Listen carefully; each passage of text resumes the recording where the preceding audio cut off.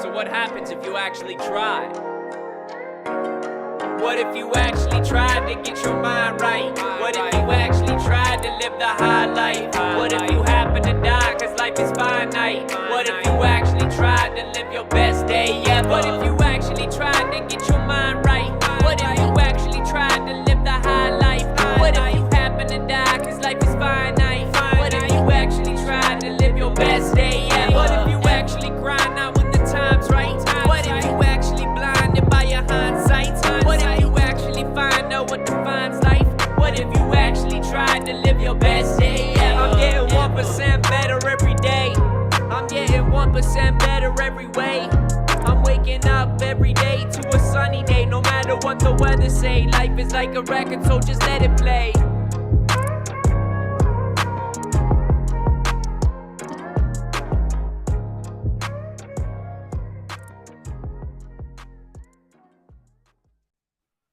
Hello, everyone, and welcome back to Best Day Ever. As always, I'm your host, Matt McKeever, joined by my co-host, Adam Martin.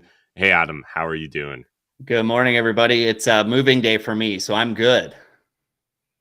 Nice. Well, I'm looking forward to jumping into today's stories. We've got a lot to cover here. For whatever reason, I guess this weekend I was not away from keyboard because I literally feel like I was plugged into the Matrix working on a special project, but I didn't pay any attention to the news cycle. So this morning when I was putting together all of today's articles, there was a lot of different things I wanted to sink my teeth into. And reminder, guys, you can get links to all of our notes in the Telegram chat. So I've already shared them there. We'd love for you guys to share with us your thoughts, your opinions. Let us know any stories you think we missed. But yeah, I think let's jump into a few story updates. We'll get into a couple WTF stories. Then we can do our daily recommendations and we will roll from there.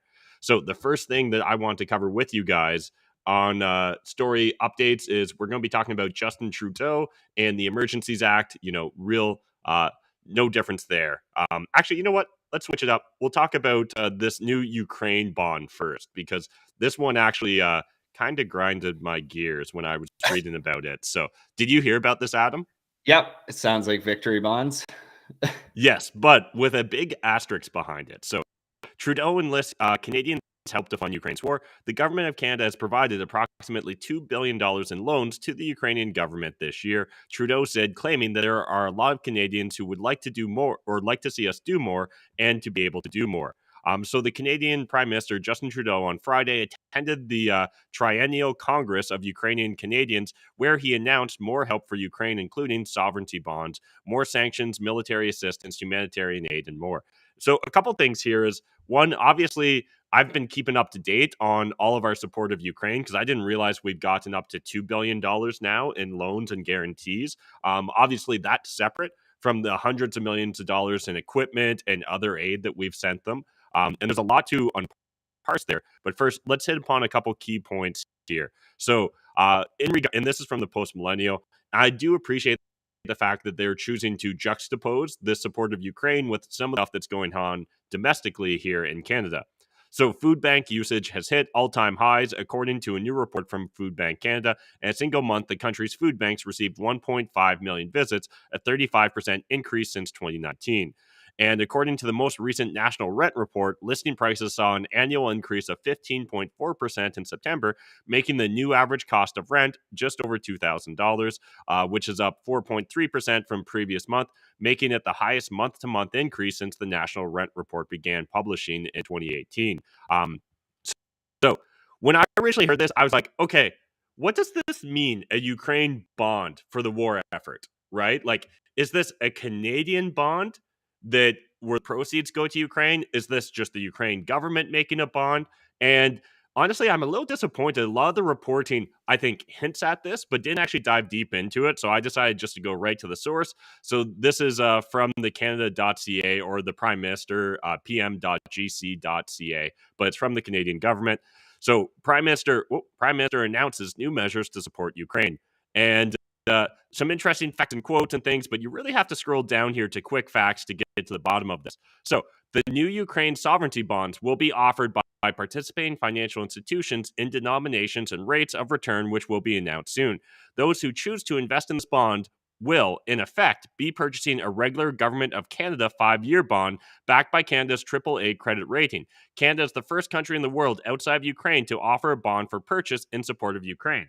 So, based upon like my brief research here, what it seems like is the Canadian government essentially is launching new bonds, right? Putting ourselves into further debt here in Canada. And we discussed a lot what's going on with Canada's debt on Friday. So if you guys haven't checked out that episode, go back and watch it, where we talk about the over $1 trillion in debt that we are in federally here in Canada. But essentially, if I understand correctly, what this is, Canada's launching a bond. We're going to give the proceeds of those bonds to Ukraine. And who knows if they're going to pay us back in 5 years when these bonds come due. As well, the Canadian government will be responsible for paying interest on these bonds as well. So there's just a lot to unpack there. And again, at first, when I read this, I was like, okay, cool. Like, if you can buy a Ukrainian bond at the bank, so be it, right? Like, people that want to support Ukraine should be able to go and spend their money however they see fit. I've got no issues with that.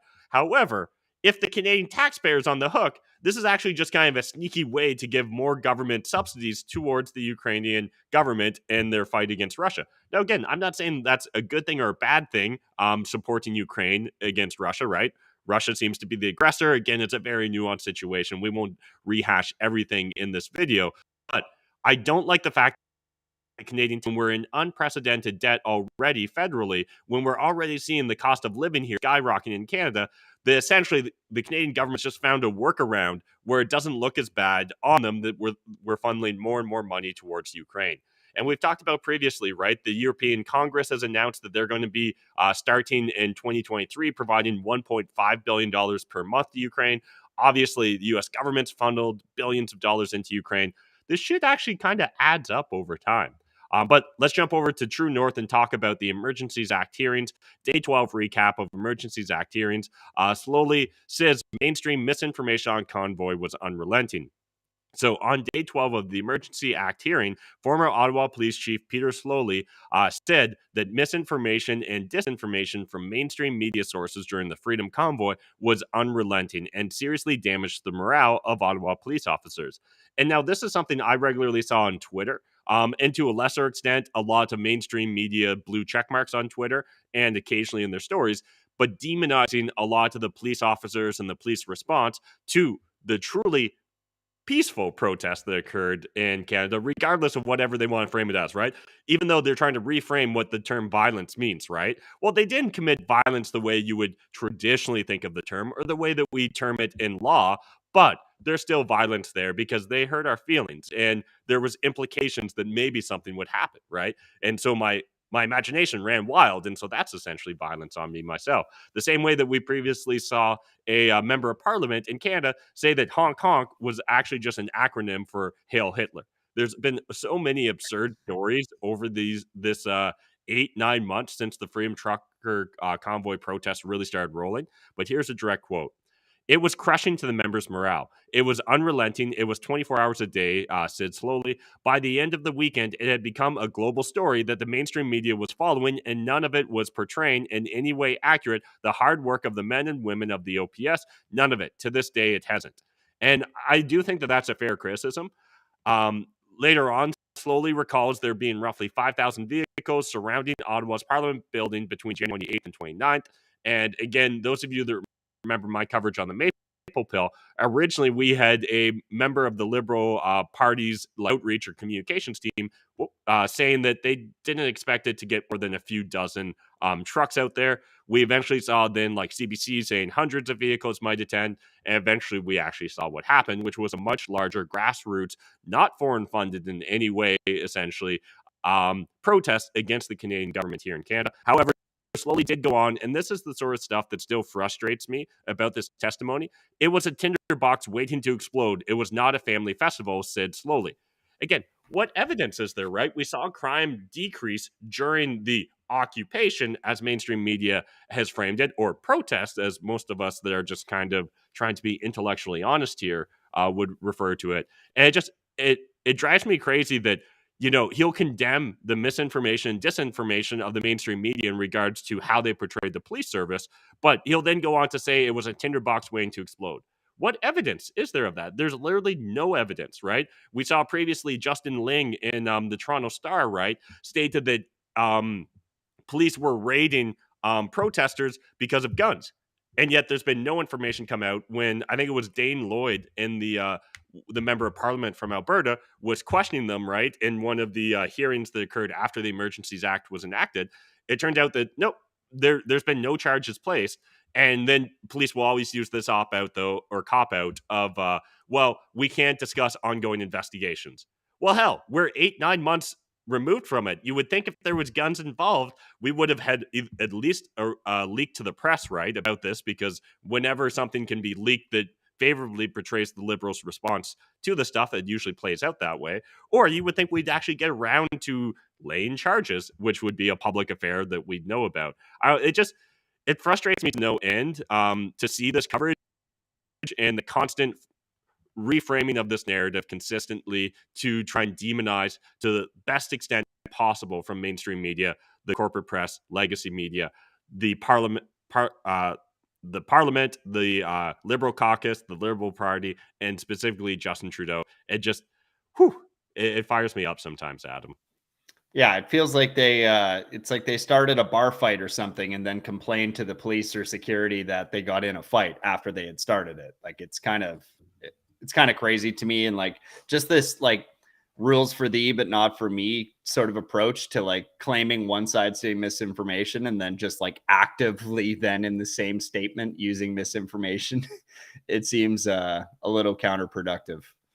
It certainly is frustrating. Jumping over to another news update here. This from the National Post. 7K hotel suites, 93K catering bills. Trudeau's buying himself a populist backlash. Now, again, the moment that the Queen died, I just knew this was going to cost the taxpayers a lot of money.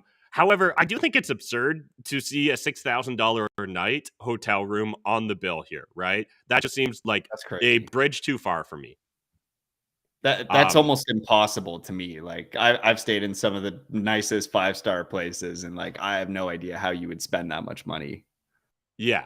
And it turns out that there maybe isn't even full justification for this. So it's not a great explanation. And the one explanation that even hasn't been put forward, but some people have theorized, is that the Canadian government wanted all Canadians under one hotel because there'd be efficiencies there. Never mind the cost that it would incur to the taxpayer. It's not a great explanation, though. In an article published September 13th, Bloomberg surveyed the limited number of rooms available for the following funeral weekend and found plenty of far more reasonable options. And in any event, the government hasn't offered it. It wouldn't even say who stayed in the suite. And right there, you know that they're embarrassed by it when they won't tell us who stayed in the suite. Governor General Mary Simon, having said it wasn't her, the answer is pretty bloody obvious, which only makes it more obnoxious we're not entitled to know. Can Trudeau at least tell us who got the $6,000 a night room? Pierre Poilievre asked during question period. And that seems like a pretty reasonable thing, right? Of course, Trudeau never going to answer a question during question period. I don't think I've ever actually seen him honestly just like straight to the point, answer a question period. It's always obfuscate. It's always misdirect. Now, I don't know. If we had a conservative in power as the prime minister, I suspect they would do the same thing. I suspect Jagmeet would, if somehow, in the scariest of timelines, he became prime minister. But it nonetheless still frustrates me about Trudeau. And so what he responded was, having a strong Canadian presence there as one of the top realm countries was expected of us. So it's expected that he deserves to stay in a $6,000 a night. It's expected that the Canadian taxpayer should pick up a $6,000 a night hotel bill when per room, so like for a single room there. Now, mind you, this room had 3 bedrooms in it, right? So we are talking about a pretty swanky suite. I think I've only ever stayed in a suite that had 2 bedrooms. I've never actually been such a player to have 3 bedrooms in a suite that I was renting out.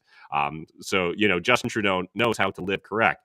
And speaking of Simon, we all know the $93,000 was too much to feed and water her entourage aboard a government jet during a trip to the Middle East in March. She herself has admitted to some concern. $93,000, that's just for the flight catering bill. That doesn't count once they landed and actually did shit in the Middle East. These people do not care about financial responsibility, right? This is coming from a government and a politician, Justin Trudeau, who told us that budgets balance themselves. Yeah, that's honestly impressive and egregious that you could spend that much money on a It flight. it it's so frustrating. And we'll get into it in a second because I've got another rant about a different governor general in a second and the amount of money she cost us. But talking of inexplicable, this week the Parliament Budgetary Office weighed in on the cost of 15 Canadian surface combatant (CSC) warships. Essentially, I think they're like frigates, right? A contract awarded to the Irving shipyard in Halifax 11 years ago, with construction yet to begin. When the government signed off on the project, the projected design and build cost was 26 billion. Now the PBO estimates 84.5 billion. And I'm pretty sure I saw it was either the Canadian Taxpayer Federation or it was fee.org came out with a projection that it's actually likely to top over $100 billion here. Now, I know in a Jesus. world where we throw around $2 billion to Ukraine without thinking about it, $84 billion for at least equipment for Canada probably doesn't sound that expensive. But the fact that it more than tripled over the last 11 years of just government incompetency in regards to executing this, like, should be of concern, right? Like, at some point in time, the adults are actually going to have to take charge here and worry about the costs and the paying the piper.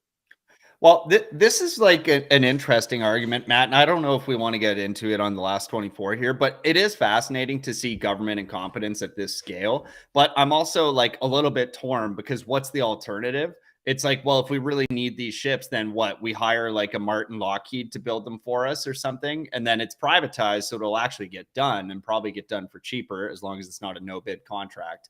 But then, like, what sort of fascinating ethical qualms do you have with then privatizing this type of production? Well, first of all, this did go to a private company, right? The Irving shipyard. But secondly, beyond that, again, there should be penalties in place for overages, right? Like, you can actually write contracts in such a manner Yeah. to penalize these overages. And again, there should be accountability for the politicians that just are like, well, whatever. We need this new fancy goodad for our ship, even though 11 years ago when we committed to it, we didn't think we needed it, right? Like, it it even like stems from the discussions around the ArriveCan app, right? Originally, I think like the base budget on it was just a couple million, but then they kept doing uh, change orders, right, on it, and that spiraled into a $54 million cost.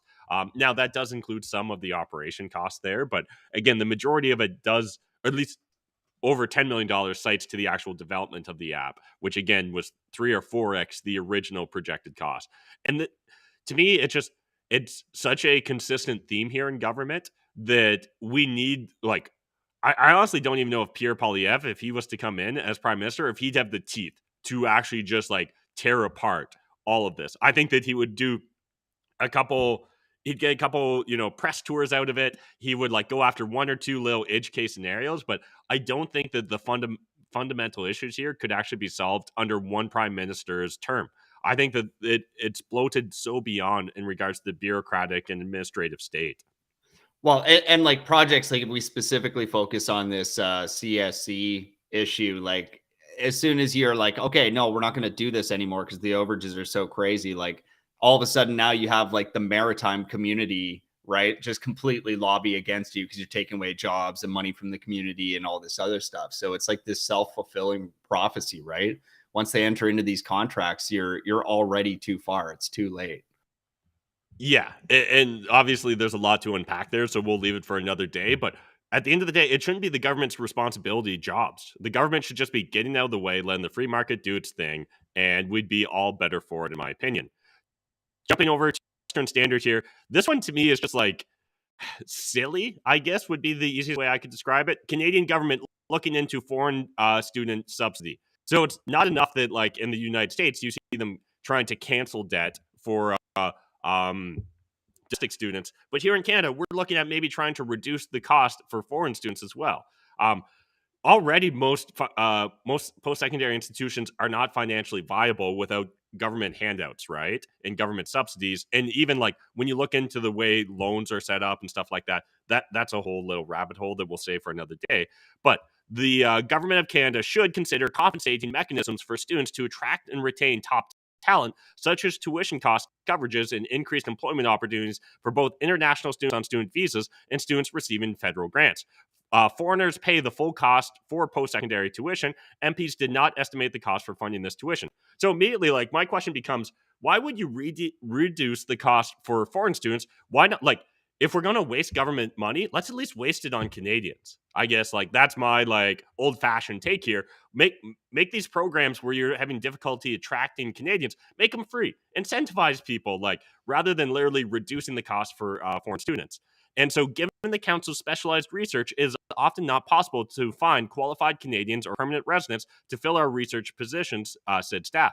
The NRC said it often needs to recruit internationally, but it did not elaborate. The agency would not detail data indicating Canadian researchers were unqualified to work for it. So again, there's no actual proof here. There's just a presumption that we need more foreign students and we need to make it more affordable for foreign students. We're going to keep rolling here because otherwise I'll just spend all day just on our updates. But from Toronto, it seems like things are escalating in regards to what's going on in Russia and Ukraine. Seems like we're inching closer and closer by the day toward total warfare, where again, we're no longer talking about, individual specific targeted strikes, but more just mass attacks on infrastructure. Russian strikes hit Ukraine, most of Kiev without water. So Kiev, Ukraine, a massive barrage of Russian strikes on Monday morning hit critical infrastructure in Kiev, Kharkiv, and other cities not water and power supplies in apparent retaliation for what Moscow alleged was a Ukrainian attack on its Black Sea fleet over the weekend. So it seems like we're going to see more and more tick for tack here. The mayor of Ukraine's capital said that 80% of consumers in Kiev were left without water supplies due to the damage to a power facility near the city from Russian military strikes on Monday. So the only reason I highlight this is just to kind of keep all of us on top of overall the general broad narrative of what's going on in Ukraine. It's definitely not de-escalating, and it seems like neither side, at least at this moment in time, has a true interest in trying to come to the table and change things for the better, right? Whether that's just de-escalation or trying to actually find peace. Next, for Zero Hedge, and this is something we've joked about previously, Adam, but it's starting to turn into reality now. Finland says Ukraine arms ending up in hands of gangs. So critics of the massive U.S. weapons pipeline to Ukraine have long pointed out there's no accountability or appropriate tracking once those arms enter the country. And reminder, Canada didn't even participate in those discussions. We didn't even want to be involved when NATO was like, should we track the weapons we give to Ukraine? Canada was like, no, that's a hard pass for me. Literally, that's what happened. To be clear, though, Matt, like when you say didn't want to be the conversation, you mean part of the accountability conversation. We definitely did send weapon systems there. We didn't want to be a part of the conversation about whether there should be accountability. Yeah, like we weren't even like, oh, we don't want to be accountable. We were just like, we don't even want to talk about this. Let's just hard pass on that conversation. Presenting ripe opportunities for criminals, terrorists, or lucrative black market arms sellers to take advantage. At this point in time, it's just, it frustrates me to no end that a law-abiding Canadian now can't get a handgun, in essence, but we'll ship shit to the Taliban, we'll ship shit to Ukraine. It doesn't matter. We don't need accountability for those people. All I'm asking is that the Canadian government provides the same weapons to me as we'd give to Ukraine freedom fighters or Taliban freedom fighters, right? That's all I want. Just like treat me the same way as you would treat these organizations that are fighting bloody conflicts. It doesn't seem like too much to ask. And now I'm not trying to make an exact equivalency between Ukraine and the Afghanistan Taliban. What I'm really trying to highlight here is just the hypocrisy of us constantly trying to, restrict arms and any sort of weapons here in Canada. Arguably, some people would view them as tools versus what we do abroad, right? Again, there will be consequences for years to come because of this. And it turns out it's not even just the weapons from the Ukraine that are finding their way to Finland. They're finding their way to a lot of other parts of Europe as well. So it was perhaps only a matter of time before headlines like this began showing up in international publications. NBI, arms sent to Ukraine in criminal hands.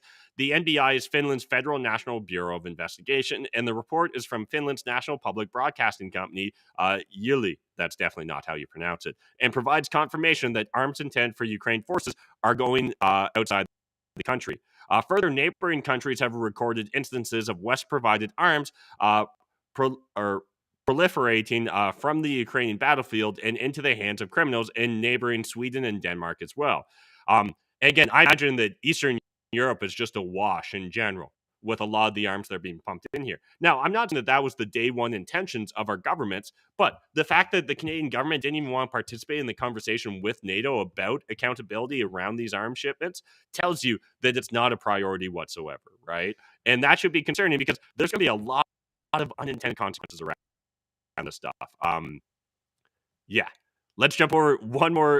I think I've got one more story update here, and then we'll get into a couple WTF stories. This one from Blacklock's reporter, and I actually need to shift browsers here because I'm not logged in. All right, so jumping over GG settlement. So I spoke about it briefly the other day, but it turns out there's been an update now.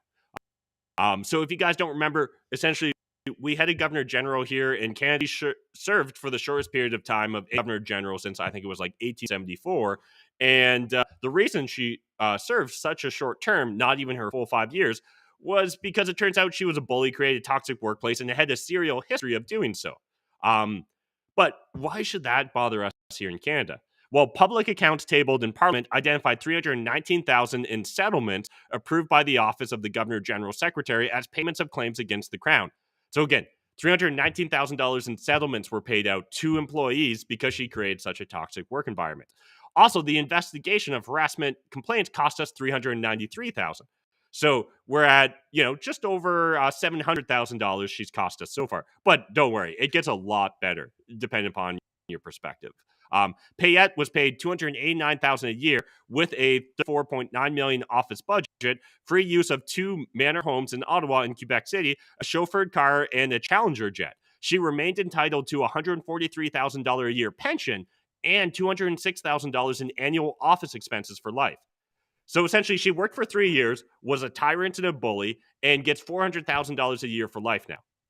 Adam, that sounds reasonable, right? 3 years hard work. Being a dick isn't easy. I guess not with that level of compensation. Yeah. And then finally here, Payette served 3 years and 3 months of her 5-year term. It was the shortest tenure of any governor general since 1872, when colonial appointee Lord Lisgar resigned due to poor health. Again, this is just one more example of the waste that constantly permeates the public state, right? Like, whenever it comes to government spending, all they do is waste money. And this is just another perfect example. This lady already had a history of bullying, right? Her previous employers, she'd been pushed out or fired because of those situations. And yet she can take the top office in our government and become governor general. And then in 3 years, she creates such a toxic work environment, the government can no longer hide it. It just frustrates me to no end about this craziness.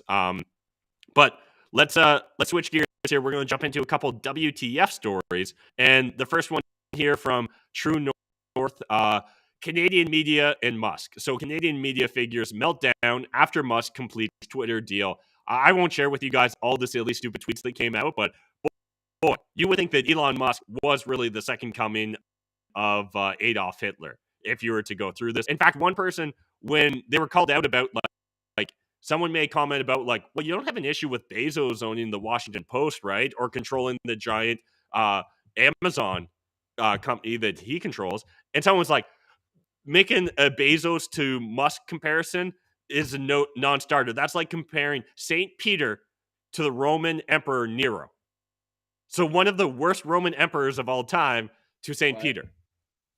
Okay. It's so intellectually dishonest. Like, it's so bombastic that I don't know. You can't help but laugh at it, but it's also wild to think that there's even a chance that people could actually believe that, in my opinion. Next, we've got some Joe Biden gaffles. Not that really should surprise anyone here, but just a couple. So we saw over the weekend a really weird story about, I guess it was Friday, but a really weird story about Nancy Pelosi, right? And her husband being attacked, and a nudist and a hammer. But at the same time, during the home invasion, he asked to go to the bathroom and was allowed to go to the bathroom, and then called 911 from the bathroom. I just there's some weird shit going on here. There was a third person in the house that we haven't been identified yet or told about. So who knows what's going on? The broken glass around the claim that the break-in happened, the glass was on the outside of the house. So again, I'm no ballistics expert or I'm not a crime scene expert, but I would think usually, like, if I had a hammer, I broke into a house, most of the glass would be on the inside of the house, and you would kind of see it being pushed in versus being pushed out. But anyways, that's not even what we're talking about here. We're really just trying to talk about Joe Biden and some of his silly statements. So, let me see. Or where was the first one here? I think I scrolled by it. So, first of all, Joe Biden called Pelosi Bobby. That I've never heard anyone referred to as a Bobby that's a Paul. Usually that's, reserved for people like Robert. And then secondly, at one point in time, he referred to America having 54 states, back in 2018 when we had 54 states. God damn it. So, well, I guess if you include Canada and Mexico, we're getting close. And Puerto Rico, there you go. You've got 53 at least. But and Guam could be your 54th. But what interesting times we don't find forget ourselves Ukraine. in when this guy is the leader of the free world, literally has to be shown where to sit, right? Like a dog, where we saw the lady tapping the seat like you would with your dog. Come on, boy. Come on. Sit down, Joe You can Biden. do this. But let's keep rolling here. I've got another WTF story. Even the Goodwill cancels Kanye West, bans Yeezy shoes from stores. Let this sink in. The Goodwill is saying that they'll no longer sell used Yeezys. One, I doubt that there was used Yeezys in a Goodwill in the first place, because I know nothing about sneakers, but I'm sure like some of my sneakerhead friends, like Dan the Lost Boy, who's been on the show previously, I think he would immediately smash by those. And I think any Goodwill thrifter would grab Yeezys off the shelf. So it's bizarre, but the reason this is important to understand is, like, look at the full cancellation of this individual, right? After Jeffrey Epstein had served 13 months, I think it was, in prison for inappropriate relationships with minors, he didn't get canceled from the banking system. We still saw politicians meeting with him, rubbing elbows, still going to Epstein Island after that fact. And yet here, Yeezy says a couple crazy things that maybe are anti-Semitic, probably anti-Semitic, but he wasn't calling for violence against Jews. He wasn't like trying to incite hatred, in my opinion. He was just saying some bombastic shit, and he won't step down from making those claims. Now, again, you can agree with him, you can disagree with him, doesn't matter. But this depersonalizing a human being in real time should be scary. Because think about the power that Kanye West has. Now think about you. If the sites are turned against you, you're not going to get headlines like this, right? No one's going to know that you've just been erased from society. We're literally approaching some Joseph Stalin shit here, where literally they're going to be like, no, he never was at the VMAs. He never like cut off Taylor Swift. Like, they're just going to want to erase him from society here. And as we talked about previously, again, I'm not saying that there's any conspiracy against Kanye West, but if you were trying to convince me there was, this is some great evidence that Goodwill is taking shots at him. Anything here, Adam, before I move on to our main stories of the day? Yeah, it's just interesting that, like, it's more important to cancel Kanye than it is to give charity to somebody who might be, in a less fortunate position and straight up just needs some shoes. And you're like, and this is worth doing that? Like, where's the threshold here? Like, we're only a couple steps away now at this point of time of like burning effigies of Kanye, right? Like, just bring out all your Yeezy stuff into the streets, and we'll have a good old fashioned book burning. But instead, this time it's gonna be sneaker burning. Yeah, that's why. Like, I honestly, Matt, like, I never read your WTF stories because I've always wanted like a hot take on them. But like, that's particularly staggering to me. Like, that's funny. It's in a not funny way. Yeah, it's terribly scary in my humble opinion. But I've got 4 stories to explore with you guys, but before we jump into that, let's do a couple recommendations. So this weekend, I finally got around to listening to part 3 of the Martyr Made podcast about Jeffrey Epstein. Absolutely, like, amazing, but also just terrifying. It goes into Peter, what's his name? It's not Ducarest, but it's something like, anyways, it doesn't matter. Goes into 2 hours of exploring further the Jeffrey Epstein saga. And every single time you think you're starting to get your head around the scope of this, it just grows bigger and bigger and bigger. And it's absolutely wild. Again, we're watching Kanye West be canceled in real time, but Bill Clinton, who's been accused of rape, who's had multiple individuals confirm the story of the one lady that accused him of rape, who we know had inappropriate relationships with an 18-year-old intern who flew on Jeffrey Epstein's Lolita Express, which again, that's an inside joke to the book Lolita, right? Which is about, I'm trying to remember now, but isn't it like a dude kidnaps a 12-year-old and brutalizes her for like 2 years while traveling around the country? He was on it 26 times when his business partner that literally helped him run the modeling agency ring that allowed them to essentially like get so many of these young impressionable girls in their ring of influence only rode on the plane 25 times. Bill Clinton 26 times. We don't cancel him. Hell, his wife almost became the president of the United States just 4 or 5 years ago. And just like, it's wild. If you want to convince yourself that conspiracy theories are completely true, you need to become a fan of the Martyr Made podcast. And again, he made all these episodes around Epstein free. Highly encourage you guys. It's probably it's maybe a 5-6 hour listen in total, but absolutely worth it in my opinion. Any recommendations, Adam? I'm not sure. I'm going to have to go back and re-listen to the whole 3-part series in one shot because I think that's how I'll best digest all that. But yeah, I mean, Martyr Made is just one of the greatest podcasts ever put together. But I have like a super random one, and this isn't going to be for everybody, but last night I was we spent the whole day packing, and so it was like a total just brain dead. All right, let's just put on some nonsense and kind of check out, and put on this sci-fi film that was on Amazon Prime, and it's called The Tangle. And it was honestly like one of the more fun things that I've watched in a long time. And the storyline is awful. It's essentially like this, it's this movie where like there's an AI essentially that has eliminated all violence and nothing's hidden. Everything's kind of shared between everybody and everything's connected. It's sort of in your blood.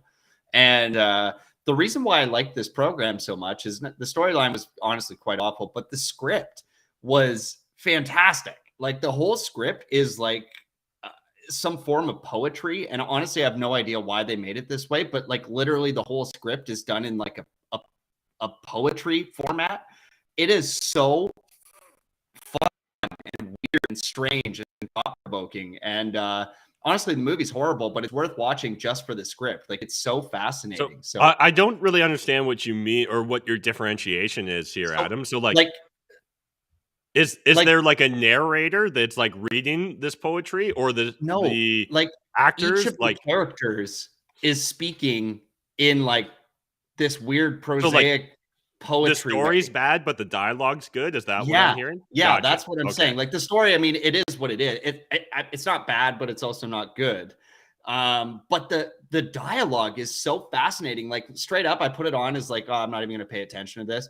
And then I was just glued to the dialogue. And like, I watch everything with subtitles because it's just easier for me to follow along with these types of stories. So like, I was just like absolutely glued and captivated by the dialogue. Like it was just so fun. I've never seen a film like that. And I found it to be like just extremely entertaining. So anyways, random as hell, but really fun.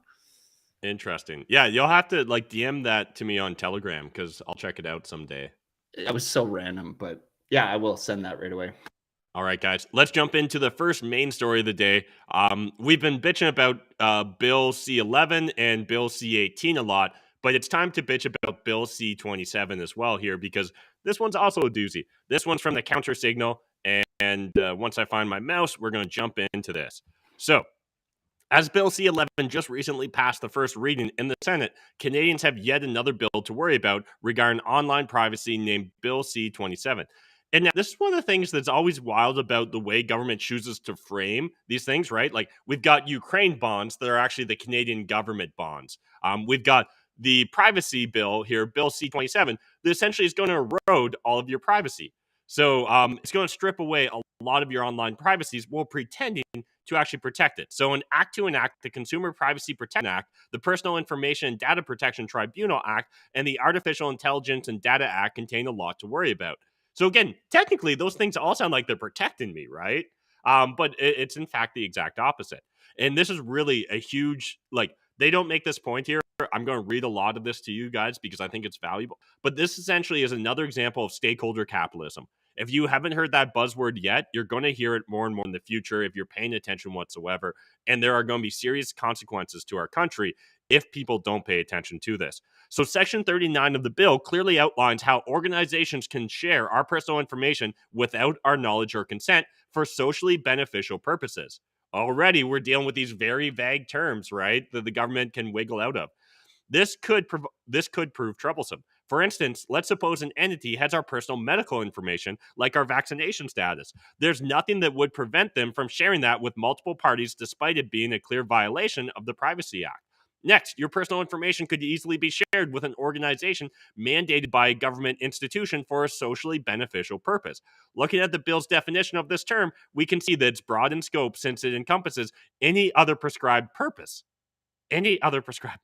which essentially means carte blanche, ripe for all kinds of abuse.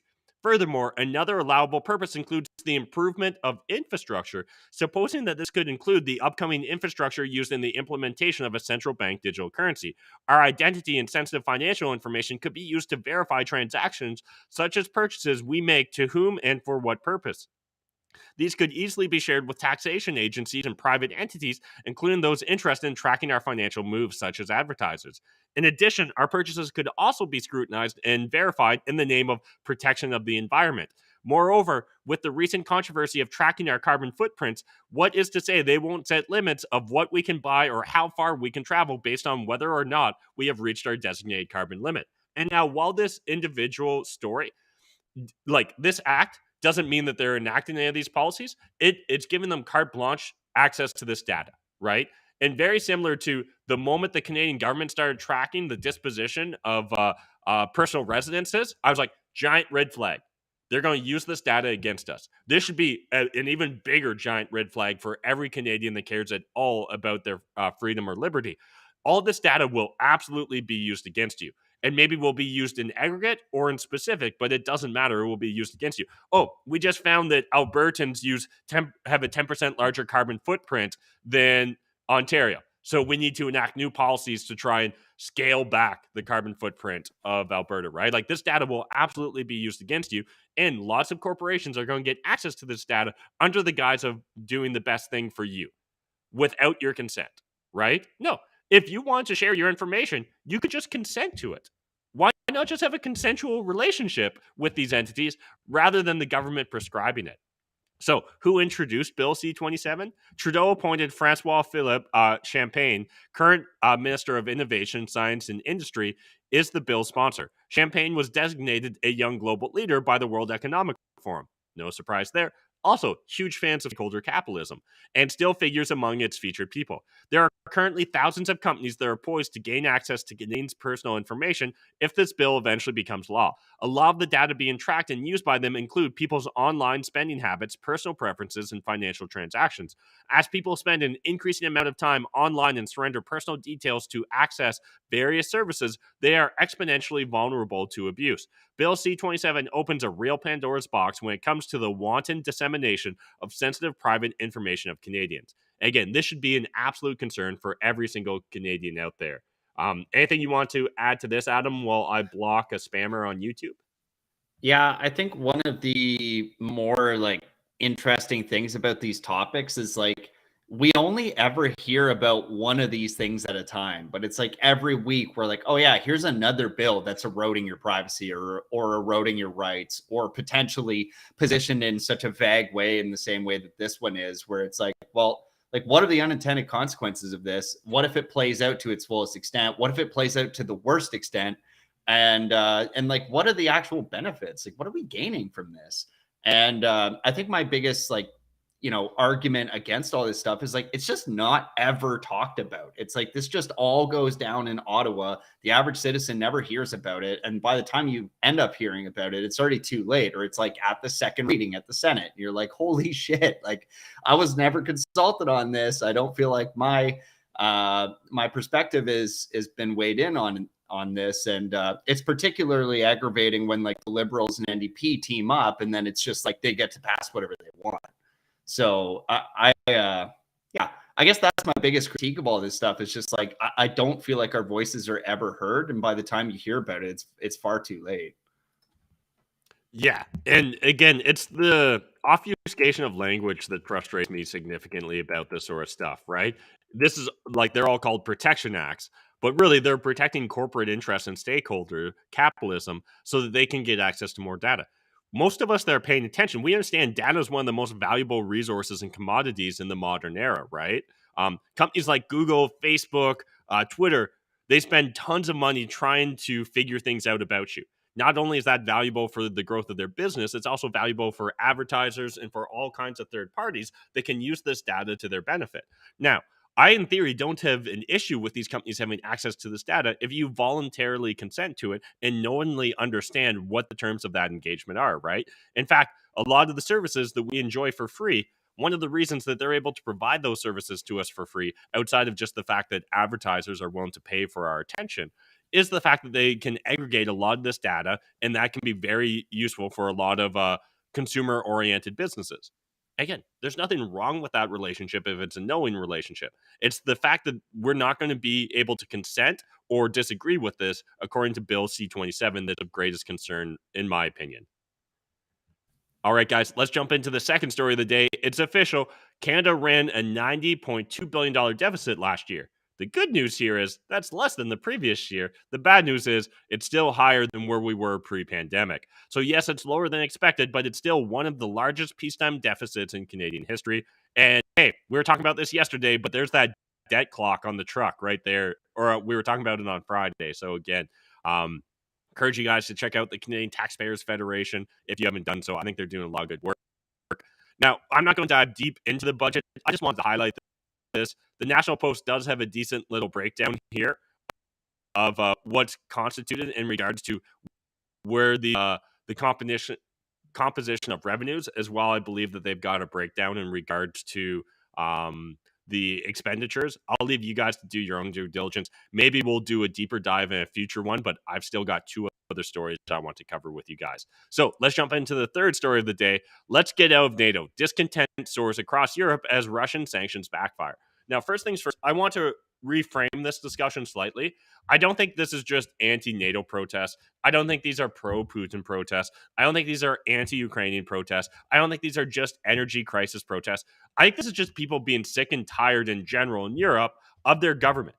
The government seems to constantly say one thing, do another. The government seems to not actually care about the individual citizen's plight. And we're going into winter here, and there's going to be significant consequences, right, for the average European. At a minimum, their cost of living is about to dramatically skyrocket because of the energy crisis going on in Europe. But there seems to be a lot more consequences as well. As we mentioned, that $1.5 billion a month in funding of the Ukrainian government. So in early September, this is from Zero Hedge and Tyler Durden.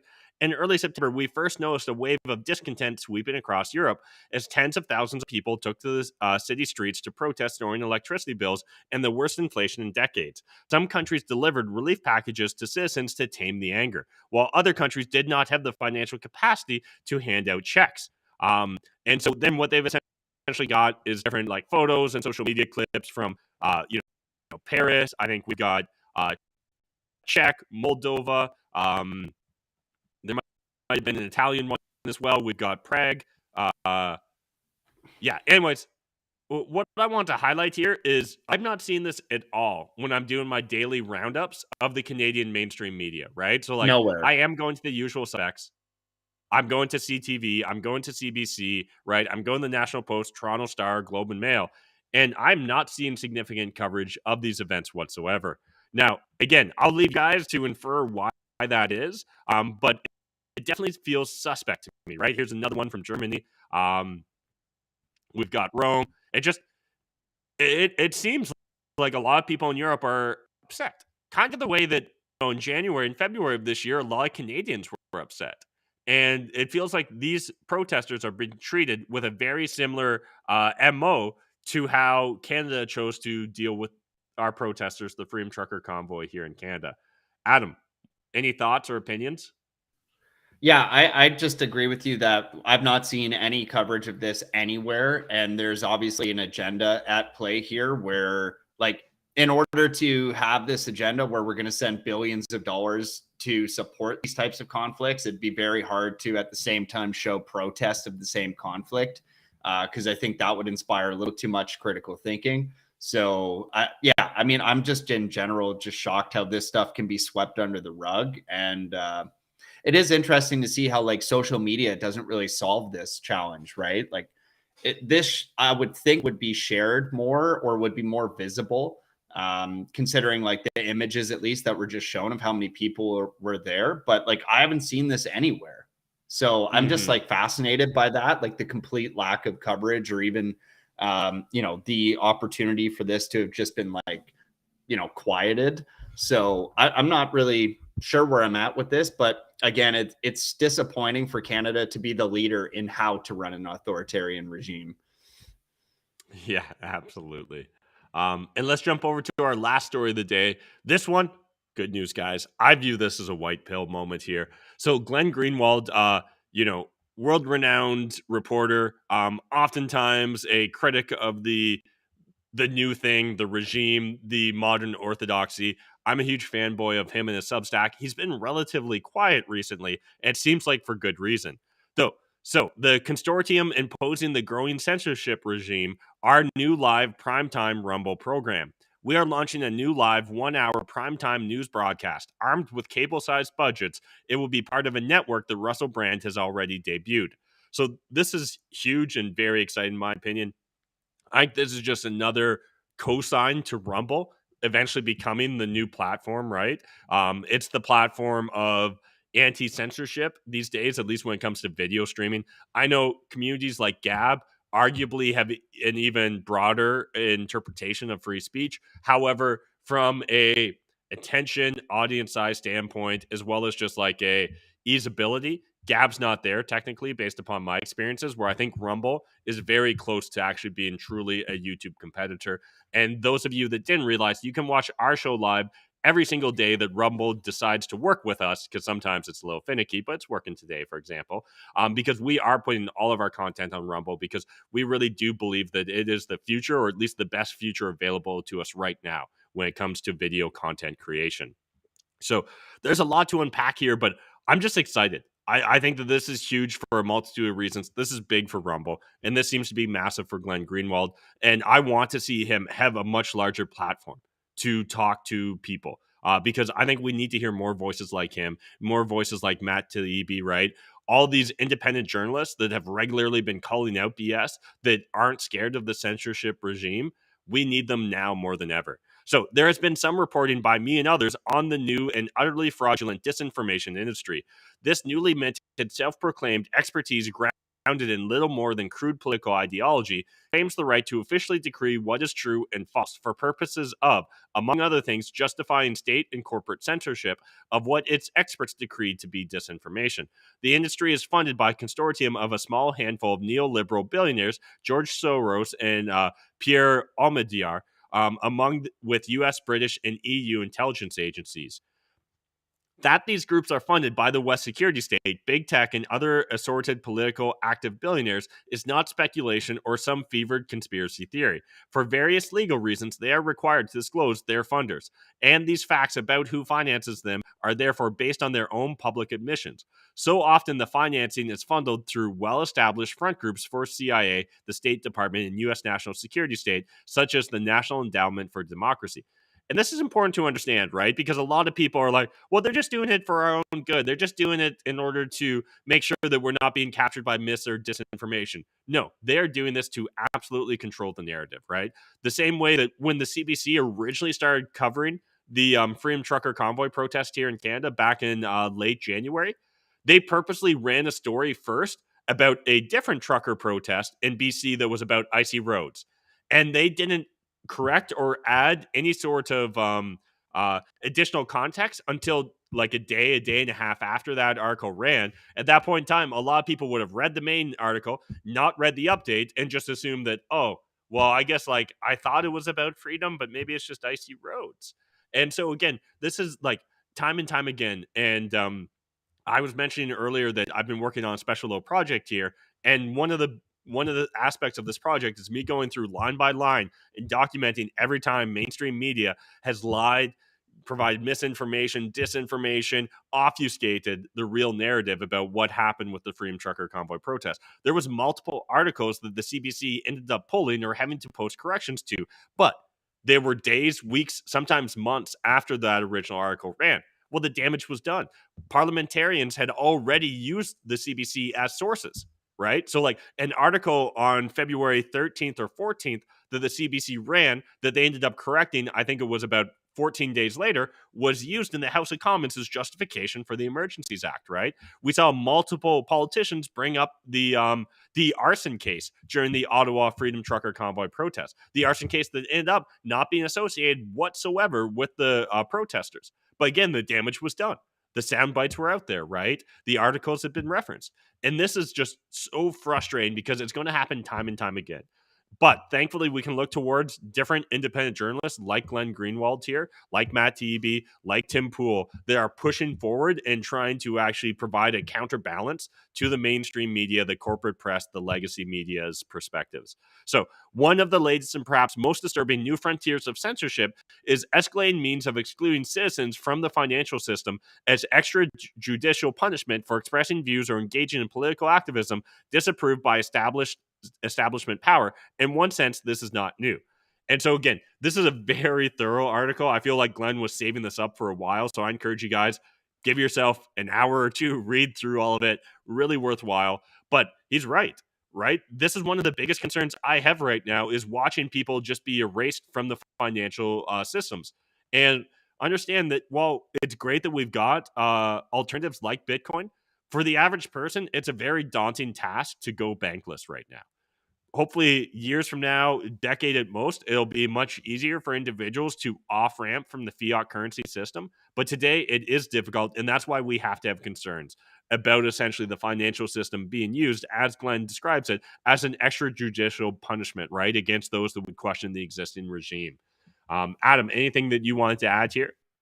Yeah, I mean, between the financial system and some of the other, I guess, privileges we have in society, like the privilege to be able to drive, right? Like that was one of the threats as well. Like if you got some of these COVID tickets and you just didn't pay them, they could actually threaten to take your license away, right? And so it's like when you see all this centralization of power and authority and influence, it's very easy for that to become a very steep and slippery slope into a dark reality. So I'm definitely encouraged by decentralization. And I'm also encouraged by platforms like Substack, like Rumble, that allow us to have a voice, right?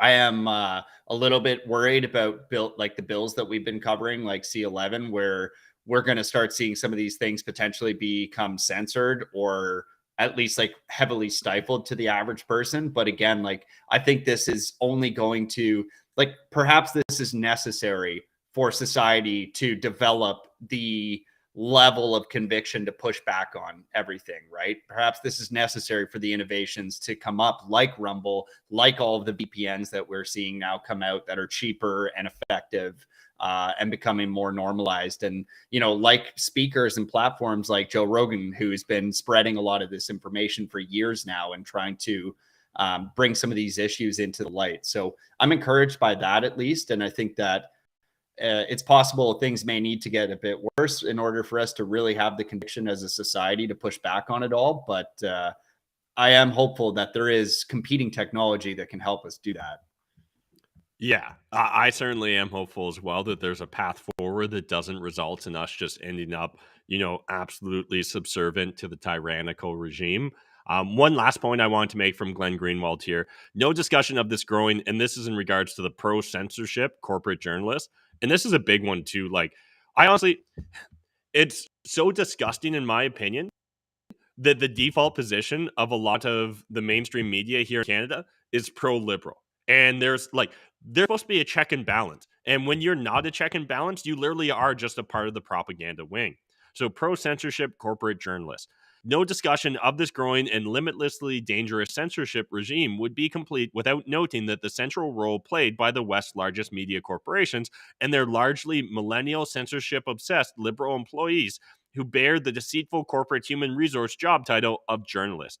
The most beloved journalists of modern-day American liberalism are not those who divulge the secret crimes of the CIA or the chronic lies of the that emanate from the Pentagon and other arms of the U.S. endless war machine, or monopolistic abuses of big tech.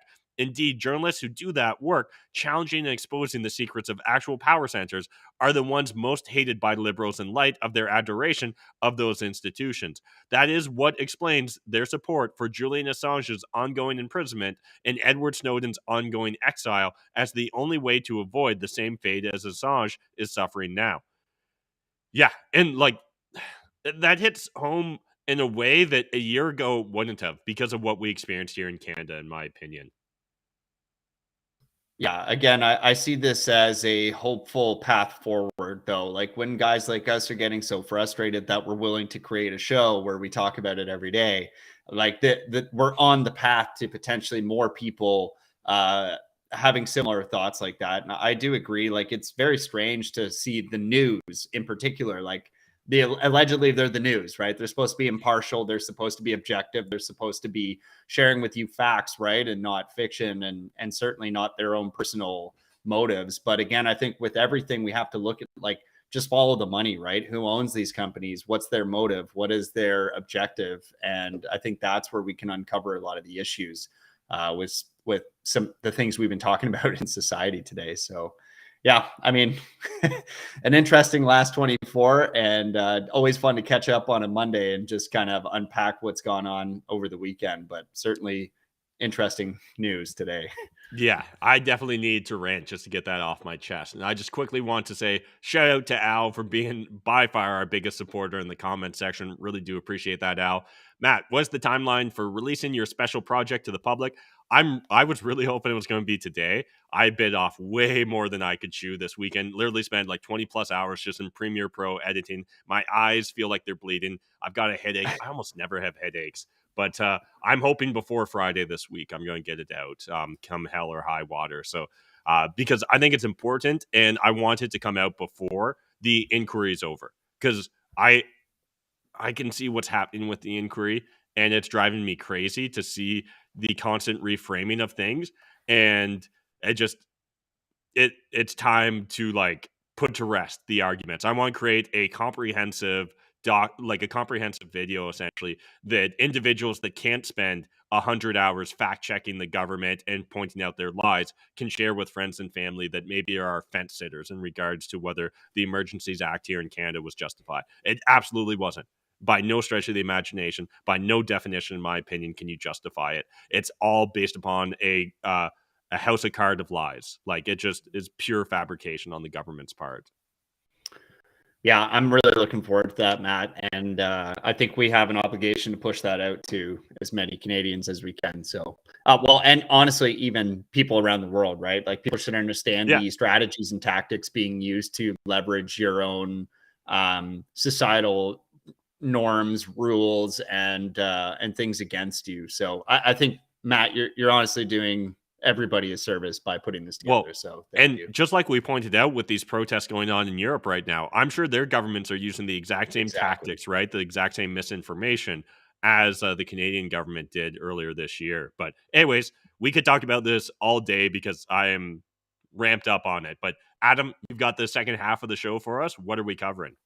Yeah, so today we're going to actually be covering the various real estate investing strategies, some of the top 3 kind of strategies that you may want to consider if you were looking into creating more financial independence for yourself. So in previous Monday episodes, we've always covered professional development, personal finance, and on the journey here, we've covered SMART goals. We've covered the 4 disciplines of execution. And I believe it was last Monday, we actually covered financial independence, retire early. And it just so happens that real estate investing is perhaps one of the most simple paths towards financial independence because everybody needs to live somewhere, right? And so we're going to cover a couple of ways that you can get your money working for you. And if you have no money, we're going to cover a couple of different ways you can get your skills or time working for you. So yeah, the next hour is going to be all about real estate investing and hopefully illuminating for you a path towards financial independence and some of the steps you can take towards that. So with that being said, we'll be right back in about 2.5 minutes. See you guys shortly.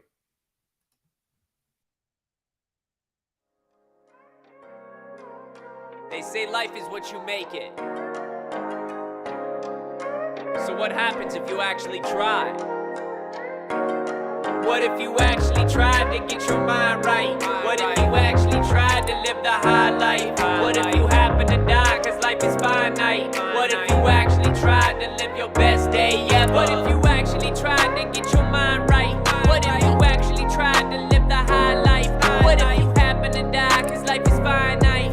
What if you actually tried to live your best day ever? What if you actually grind out when the time's right? What if you actually blinded by your hindsight? What if you actually find out what defines life? What if you actually tried to live your best day ever? I'm getting 1% better every day. I'm getting 1% better every way. I'm waking up every day to a sunny day, no matter what the weather say. Life is like a record, so just let it play. Educate, motivate, entertain and demonstrate. Health, wealth, relationships and legacy we elevate. Every day is what you make it, so don't take it and waste it. Never too late to save it. Remember, roses grow from pavement. Let me break this down in layman's. Just wanna live outrageous, build my way to greatness. Gotta speak my truth and face it. Hear the basis lies, gotta challenge it and break it. Take a shot of truth, chase it with some motivation. The best day ever, the best day ever.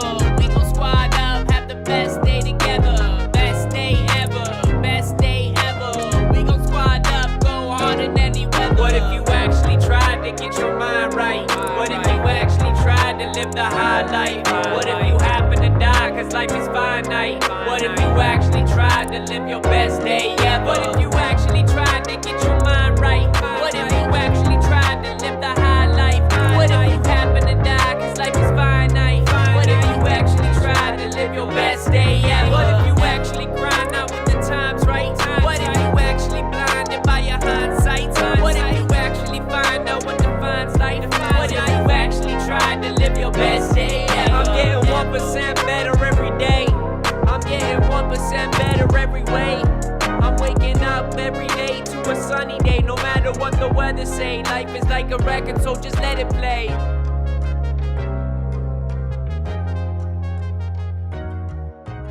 Best Day Ever Media. Song by Dan the Lost Boy. All right, welcome back to Best Day Ever Media. This is episode number 21, and it's a Monday, which means we're talking personal finances and professional development. And today we're going to be talking all about real estate investing. And this is going to be more of a introduction to the various strategies that I think are most commonly deployed, and a few insights into how you may want to consider deploying these strategies for yourself as a follow-up to last week's episode on financial independence and retiring early. You may also be familiar with some of the earlier episodes we've done on Mondays, including the SMART Goals episode and the 4 disciplines of execution. And I would strongly recommend watching all 4 of these videos, almost like a series, because I do believe that a large part of successfully executing these strategies is going to come down to really understanding the principles covered in those videos, so that you can set out and have a very clear path to where you are and where you want to go. And I think that's largely going to be an overarching theme throughout here. So throughout this discussion, I want Matt and I to cover with you guys just a few strategies and tactics related to real estate investing, and perhaps some of the things that you might not be considering right now. Some of you might be thinking, wow, I don't have a ton of cash. How could I possibly get started? Well, I was able to start real estate investing with very, very little capital as well. Some of you might have a lot of skills, right? You might be already working with your hands, working in a contracting job, or doing some of these elements for yourself. And some of you may just have some capital and have no desire at all to get your hands dirty. And I think there's some valid strategies for that as well. But before we get started, Matt, good morning. And I just wanted to just kind of start off here and just hear, what's your perspective on real estate investing? Like, obviously you were successful as a real estate investor. What got you started in real estate investing? Why did you choose that versus any other asset class or investing strategy? Yeah, I'll summarize quickly here the story, because I've shared it a few times on other platforms. But essentially, in university, myself and one of my roommates in last year of university, so my 4th year, we both knew we wanted to be rich, but we didn't know how to get rich. And so, we entertained a lot of different ideas. At one point in time, we tried to set up an import-export business with like CDs and blank DVDs from China. And then we found out there was like a import tax that was like just crazy, right? Because of the subsidies that the Canadian government provides to the music industry, which that's a conspiracy for a whole nother day. But as we kind of ran into some of these problems, finally I was just like, yo, Jake, go ask your dad. He owned a really large manufacturing plant and was very financially successful. Probably at that point in my life, like his dad was probably the richest person I'd ever like knew of or like what had one degree of separation from. So he went and asked his dad, and his dad gave us some book recommendations, and I think actually like gave Jake the books. And so it was Rich Dad, Poor Dad, and The Wealthy Barber. And so those books absolutely changed the financial trajectory of my personal life. And in particular, Rich Dad, Poor Dad stood out because it looked like it broke down real estate in such a manner where it felt like a formulaic process that you didn't necessarily need to have a massive competitive advantage at in order to be able to become financially successful. That would lead me down a rabbit hole of different research, reading all kinds of sort of different personal development and real estate oriented books. Now, again, it probably took me almost another 3 or 4, maybe even 5 years. I forget what age you are when you graduate university, but probably at least 3 or 4 years before I actually executed and bought my first rental property. But the reason that I was so attracted to real estate, other than the fact it seemed formulaic, was it also seemed like big. So it seemed like a very big niche to kind of carve off. And obviously there's like subsets of niches in regards to real estate investing, but I like the simplicity, right? I could build out a financial model. I felt very confident that there was demand or customers for the product I was going to be providing. And again, it felt like with the first few rental properties I bought, they were student rentals, which was a niche where I was recently just a student. My business partners were previously students as well. So we felt we understood that market to a certain extent. And when we ran the numbers in our spreadsheet, it didn't feel like there was a lot of variables. Where in a lot of different other businesses, like, trying to predict stock markets or set up a real business, not that real estate's not a real business, but, a more traditional business outside of real estate, how many widgets were you going to sell? How much does it cost to make a widget? How do you market widgets? All those things felt so much more intimidating. So for me personally, it felt like the path of least resistance towards consistent financial success. And that's really what brought me into real estate and made me make it the primary pillar of my financial independence. Yeah, I would completely share the same story with you about Rich Dad Poor Dad and The Wealthy Barber. I think those were two of the first books that made it very clear that it was important to sort of take control of your time. It was important to be a business owner. It was important to have assets. It was important to have savings. And one of the things that you've talked about a lot, we covered actually in the fire episode, is like covering that cost of your shelter. 30 to 40% of your income's going towards that shelter every month.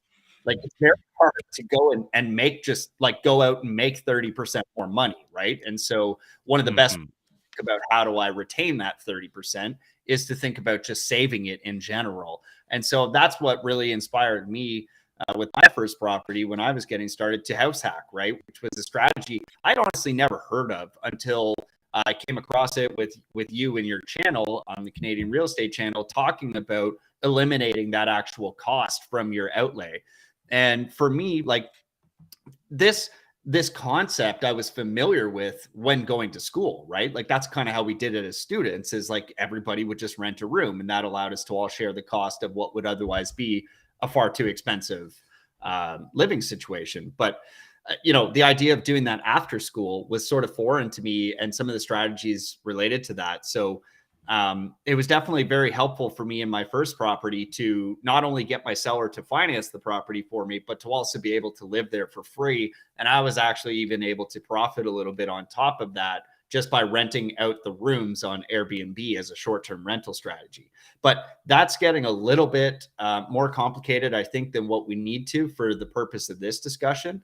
And what I wanted to cover in this discussion is just like the more broader sense of like what strategies are even available to us. And one of the reasons I wanted to cover that is, when I was growing up, my grandparents, my grandfather worked as a welder. My grandma worked as a Canadian Tire store manager, right? So these are not the two jobs that you think of when you think, oh, okay, they're going to be millionaires.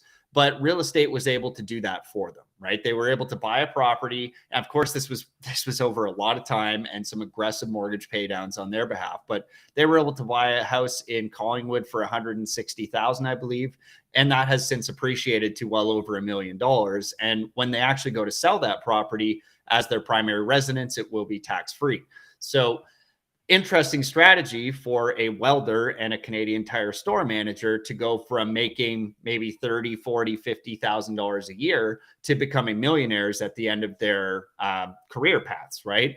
And so I was always really interested in this, but it turns out that the strategies that we're going to cover today are some ways that actually allow this to become more of a repeatable and, like you mentioned, formulaic approach, so that we can potentially get this done without having to wait until our 60s or 70s to enjoy the benefits. So the first strategy I wanted to cover, Matt, and I'd be very happy to get any of your input along the way here, is the actual BRRRR method. So if you guys aren't aware yet, I'm not sure how you got this far, but we do post all of these articles in our Substack. Okay, so the things I'm about to talk about today are available to you completely for free on our Substack. We also have comments enabled so that you guys can become contributors to the conversation. So please jump onto our Substack, leave us some comments about any questions that you have or anything that you want to add to this.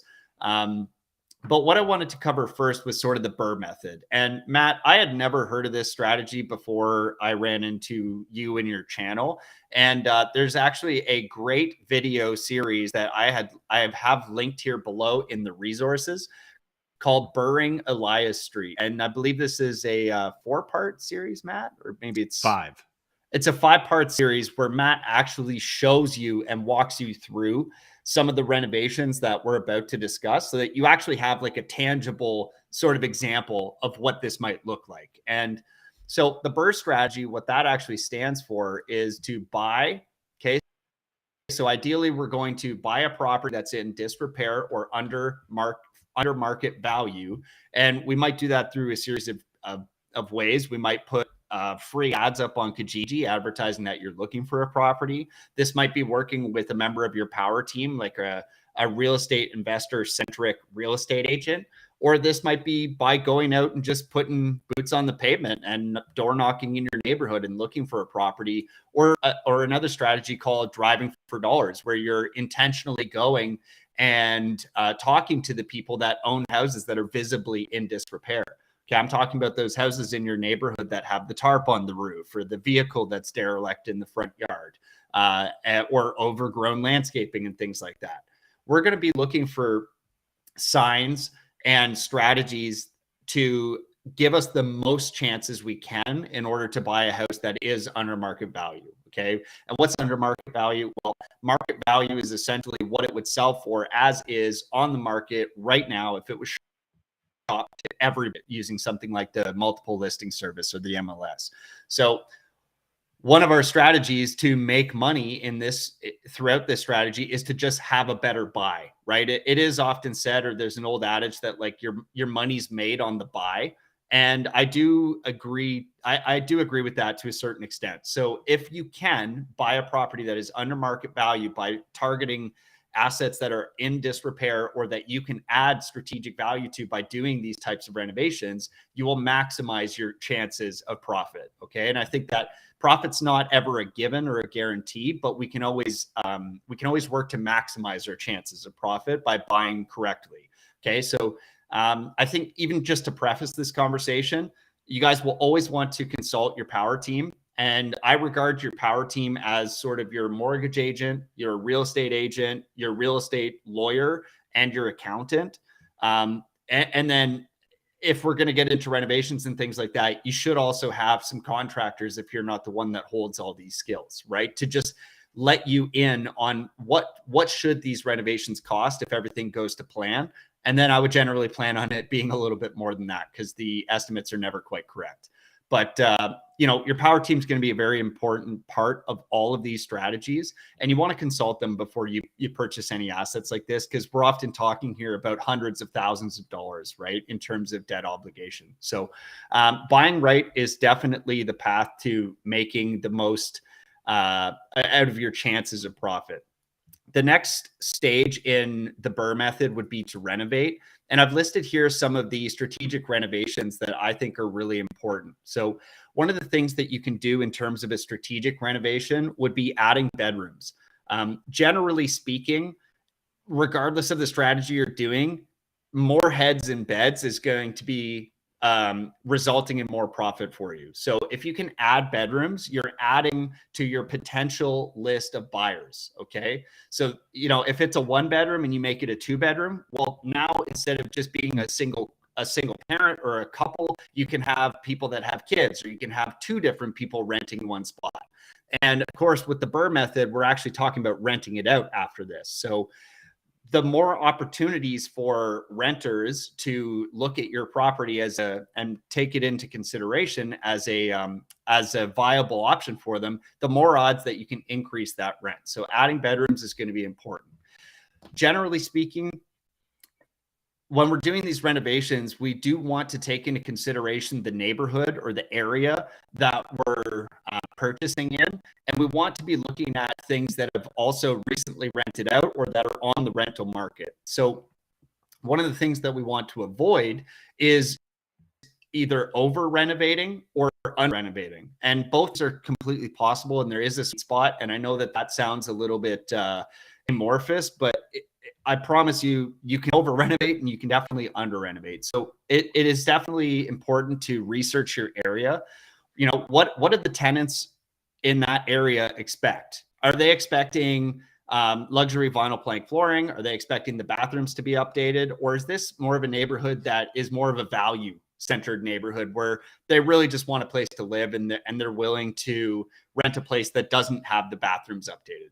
But one of the things we need to consider is how do we maximize the rent and how do we maximize our refinance when we go to pull our capital out of these buildings? So you want to take all that into consideration. And one of the ways to do that is by looking at the comparable units in your area, both from a sales perspective and from a rental perspective. So renovating bathrooms is often one of the best ways to maximize your rent, because it has everything to do with sort of the user experience, right? Your renter is going to be emotional about the place that they live in, more likely than not, right? And having a great bathroom is one of the ways you can both maximize your refinance as well as maximize your rent. So I always recommend doing the bathrooms. Generally speaking, you know, the bathroom upgrades are not even that expensive. Like, they're way cheaper than you might think. Like, the vanities can be found for very, you know, there's great value in upgrading the vanities. They're not that expensive. Lighting isn't that expensive either, and it's a great way to maximize value. And then when we're talking about the actual showers and stuff like that, tiling, actually not that expensive for the visual appeal that you get from it, and from the utility perspective that you could get from removing some of the old school shower and tub surrounds. So I always believe in renovating the bathrooms. And while you're doing that, just be aware that, like, you know, you may as well build it to last. So I'm talking like green board, red guard, things like that. Like, think of how a renter is going to use your bathroom, not how you might ideally use it. So waterproofing things is going to be important. The next thing that I always recommend is doing the kitchens. Okay, cabinets, making sure that you have ground fault circuit interrupters on all of your countertops and stuff like that, so that there's no possibilities of fires or electrocution or anything like that. That's going to be important. But the kitchen's like kind of the biggest like wow factor inside, I find. So like kitchens and bathrooms are like where all of that emotional connection comes from, right? So kitchen's definitely going to be important to upgrade. Flooring, I find it has a massive visual appeal and effect on the building, as well as a utility appeal as well. So if you're putting something in like a luxury vinyl plank, this might run you $1.99 or maybe $2.50 a square foot. But what it's going to do for you is allow you to have a very durable and waterproof product on the floor that's also pet proof, right? It's pretty hard to damage those types of flooring. And it really just kind of bulletproofs your spot and helps you get a better refinance. Lighting, this is another cheap and excellent way to improve the quality of your building as well as its visual appeal. And then paint. I mean, paint is just obvious. Like, if you can brighten up the space, make it look a little bit more roomy, I think it's much more likely to get rented, and it just looks better in photos. So you're going to have better chances with your advertising. One thing that is elective, I would say, but is something I would always consider is just the curb appeal. Like if it's a smaller building, like a single family house or a duplex, triplex, I would always consider at least looking at the landscaping. Like what does it look like from the outside? Does it look like the type of place somebody maximizing rent would want to live? Does it look like the type of place an appraiser is going to want to give a high value to? And so a lot of people don't really think about the landscaping, but I do think it is important to some people, and it could certainly help you to maximize your rent. Matt, is there anything you wanted to add here to strategic renovations? I think one of the big things when it comes to strategic renovations is simply being able to spot the opportunities, right? Yeah. So, and then understand how to get, particularly if you're getting started off, you maybe have certain financial constraints or limitations, finding like, how to get the same sort of quality, maybe on a smaller budget, right? So, oftentimes when I first got into this, if we were updating the kitchen, I'd much rather go to a used appliance store that also has a warranty associated with it and buy a used set of appliances that look like new and have them in that apartment versus going out and dropping top dollar on appliances. And there's a lot of different similarities with like other aspects to your renovation budget that you can execute on a similar manner. Now, this isn't about cutting corners. This is just really understanding what's going to give you the biggest bang for your buck. And that's the biggest aspect here about bringing a property up to its highest, best, most efficient use. Understand that every property doesn't need like a granite countertop, right? So, like, will that actually get you the right ROI from it? Or will simply like a nice, clean, new, like laminate or veneer or whatever do the same sort of job? And oftentimes the answer is like, yes. It's more about cleanliness and looking like fresh versus having to look like top of the line, particularly for the sort of properties that at least I used as like entry level properties. And I suspect a lot of individuals will start on the lower rungs of the investment ladder. So you're probably going to be looking more to starter homes, starter apartments, and things of that nature. And again, you don't necessarily need to spend top dollar to get the same results. Yeah, I completely agree with that. And we're wrapping up a project right now, actually, where we're just about to get appliances and all that stuff delivered. And one of the interesting things that we've found and we've leveraged now in several properties is scratch and dent stores. Because if you go to these stores, if you can walk through and see their inventory, right? When you say scratch and dent, I think people maybe have like the wrong idea. It's like these appliances aren't destroyed.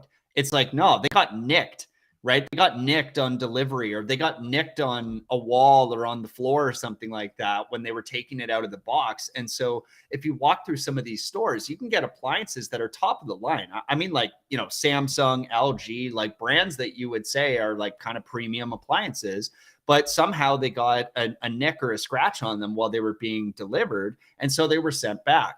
And what the stores do is they give them off to these sort of wholesaling companies that sell them later. And you can walk through. And the last fridge we bought, like it was going against the wall in kind of like a little nook. And so the scratch that was on it, first of all, it was like the most minimal scratch I've ever seen, but it was also going to be hidden inside this little nook anyways. And so it literally didn't matter. But that appliance now was 40% off, right? So like, it's a great strategy to at least consider all of your options, right? Now, if you're going absolute top of the line, this is like, the best neighborhood ever, maybe you can't get away with this. But if you're going to be renting in some of the neighborhoods that we're used to, where it's sort of a B plus kind of neighborhood, like there's no point in spending 100% when you could spend 60% and get the same product. So definitely want to shop around. And I guess one point to add to any of these renovations would be to get multiple quotes. Right? This is something that we found to be very useful, to get at least 3 quotes on any job, because quotes are typically free, but the difference in cost and difference in quality or guarantee is often very different. So we've had quotes that might be 20, 30% different, right? And what that might look like is they're either using different materials that are inappropriate for your scope, or they're on a different timeline or a different skill set. And I do find sometimes that like paying for the right labor is important, but you should also shop around and get an idea of what's out there. And the other thing to add is like when we're talking about bathroom updates or kitchen updates, flooring, lighting, landscaping. A lot of this stuff, paint especially, a lot of this stuff you can do yourself if you really have to. So that's another strategy, is like all of these things are available for you online. I know when I first did a little bit of a learning curve with Matt, like he was just like, yep, YouTube University, right? I was laying flooring and he's like, YouTube's your best friend.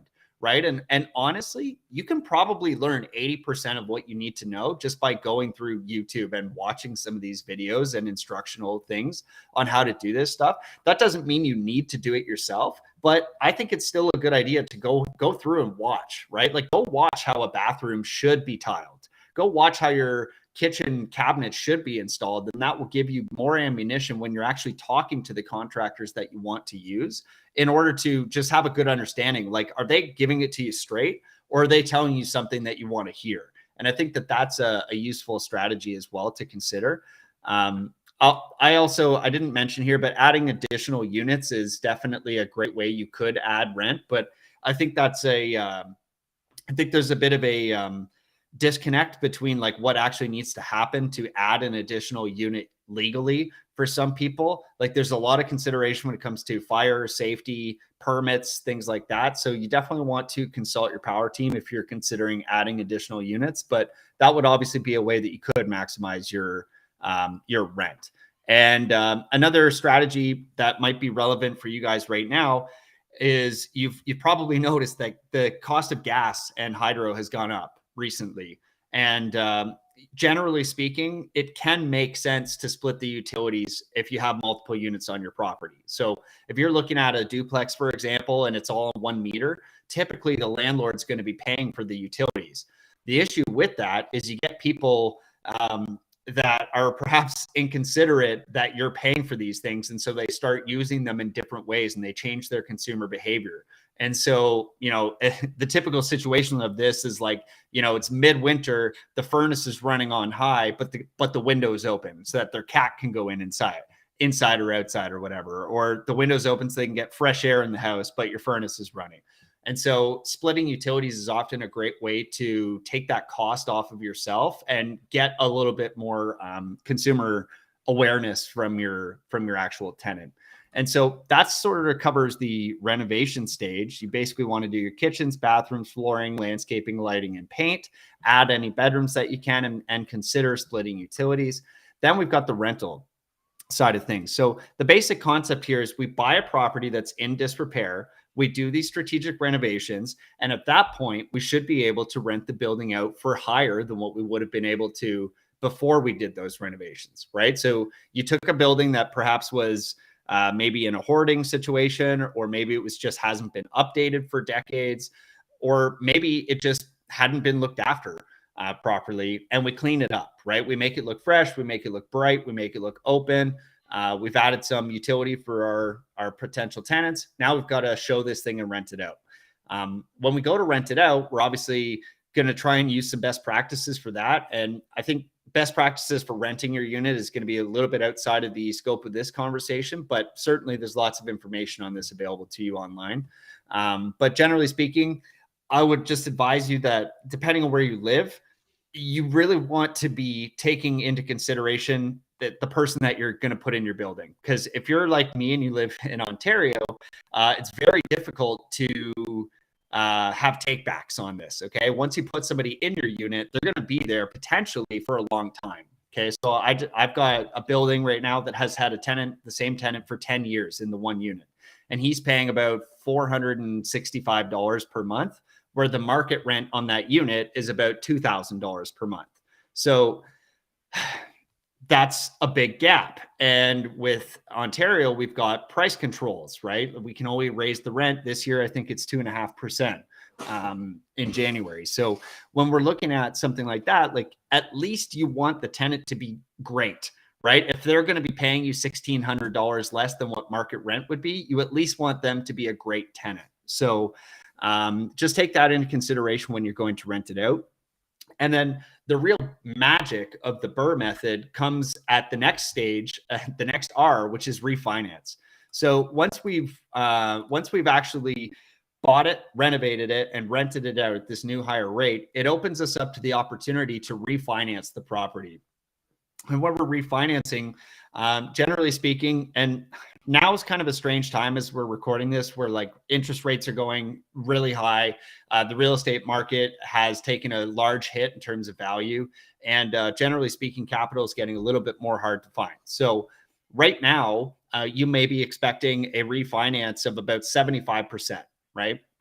And so the way to look at this and the way to sort of set yourself some expectations is to look at recent relevant comparable sales in your area and try and steer your appraiser towards the valuation that you're looking for. So generally speaking, there's only a couple ways to really value your property. There's three ways, really. There's cost of replacement, which almost nobody ever uses.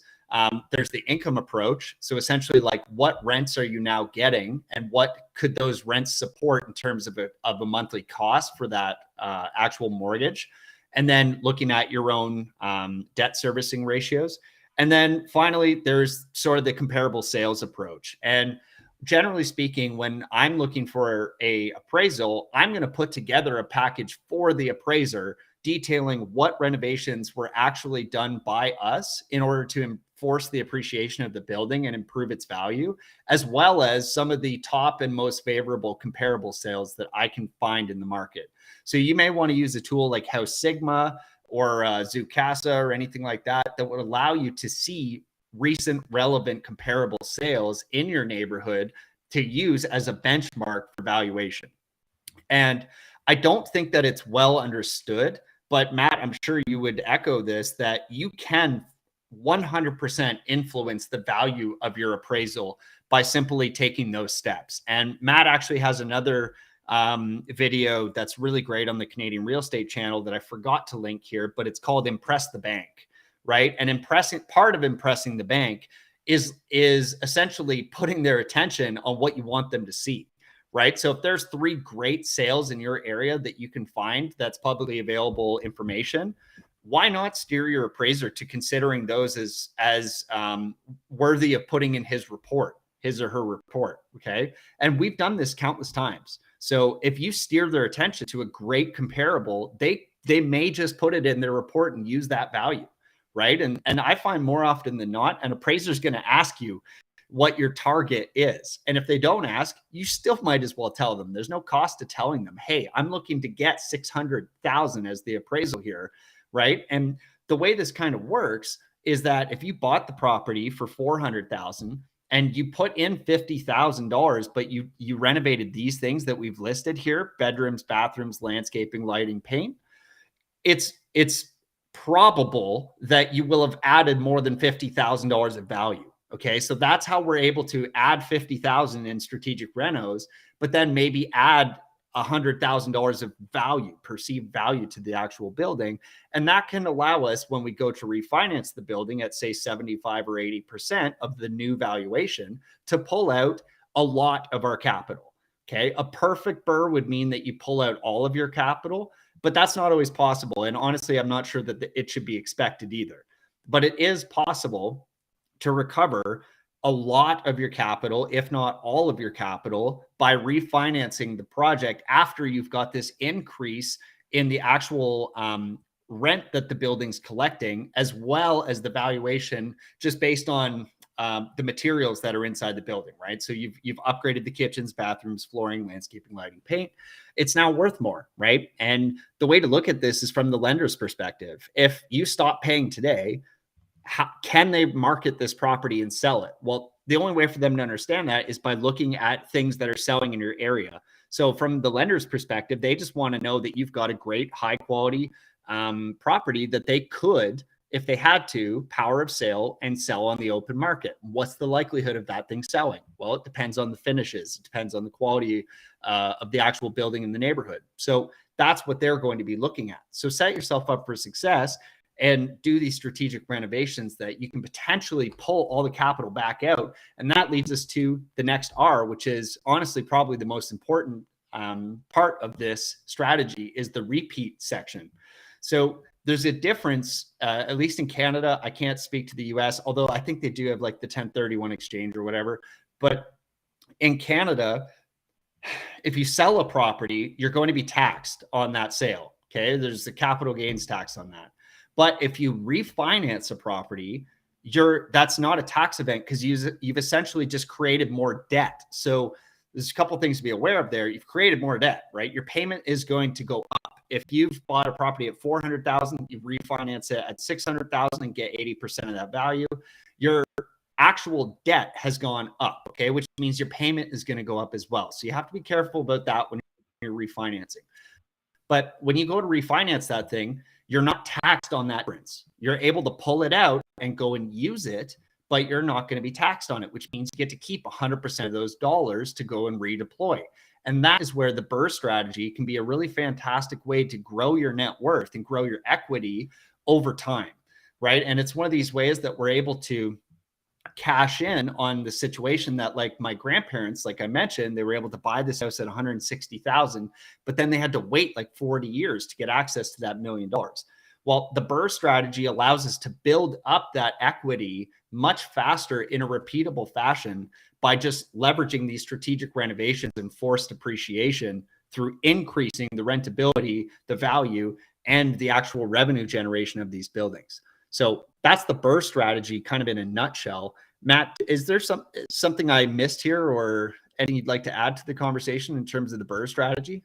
I'll just give one little point of context here in regards to being able to pull out the proceeds from the refinance and use them.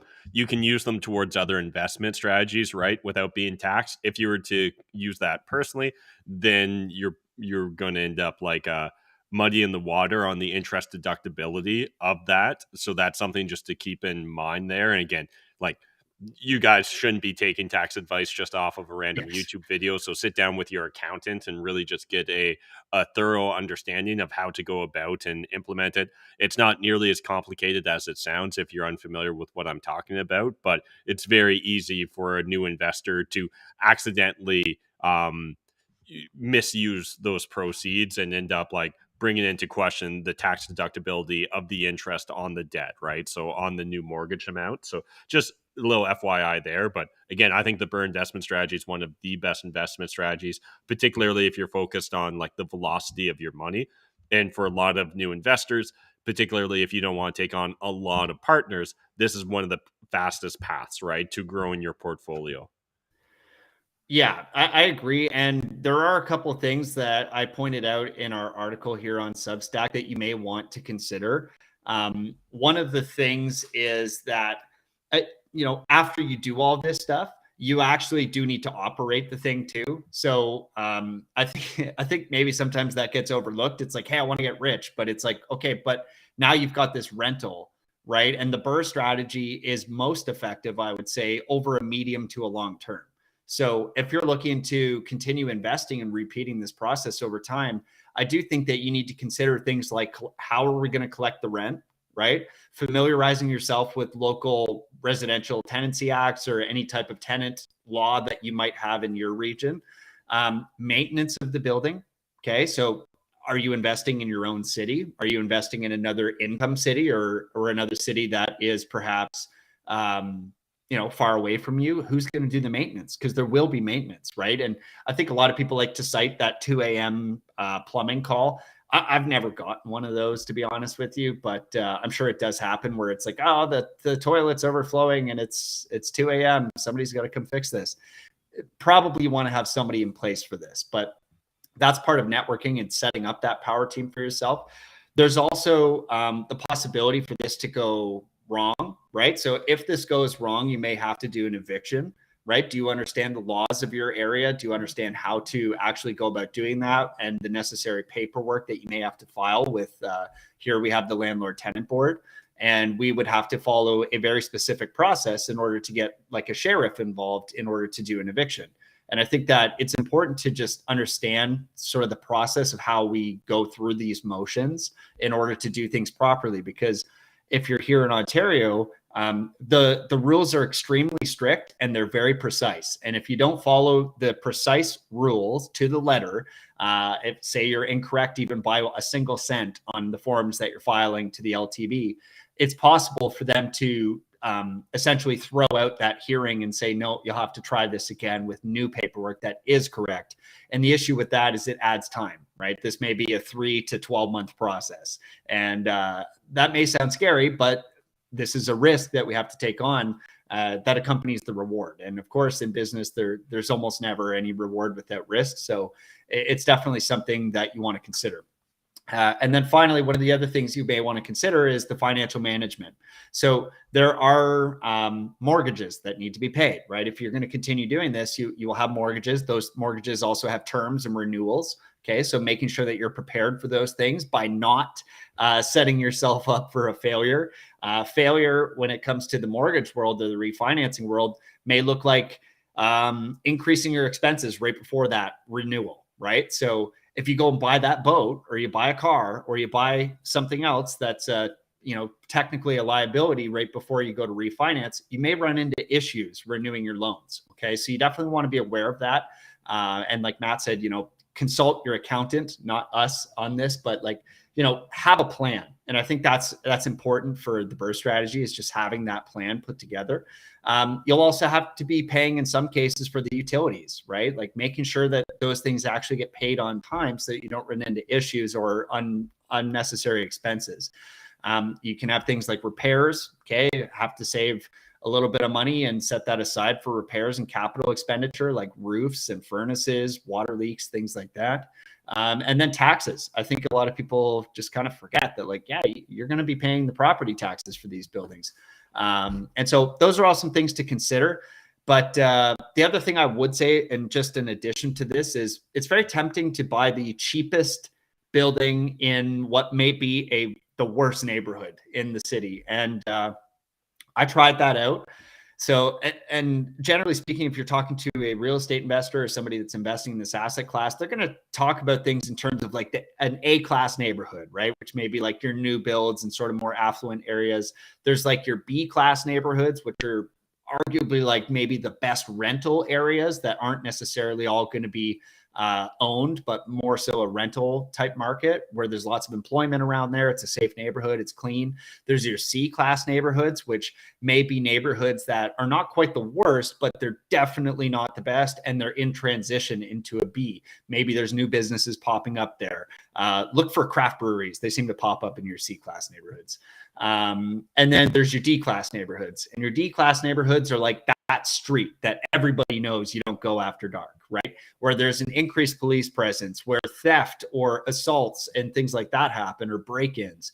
And I would caution you against buying into those neighborhoods because they have an increased management and increased level of due diligence that needs to happen. And you've also got a limited after repair value. And after repair value is, of course, the state that we're trying to get to when we're in that refinancing stage of the BRRRR strategy. So I would caution against that. And if that means you have to wait a little bit to enter the real estate investing market, it might not be a bad thing because you're going to have a much better experience.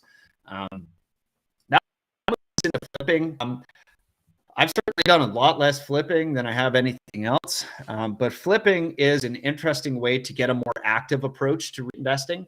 One of the challenges with the BRRRR strategy is that you are, generally speaking, always reinvesting your refinance proceeds. And so it's kind of like it's a way to gain a pile of equity, but you almost never gain liquidity.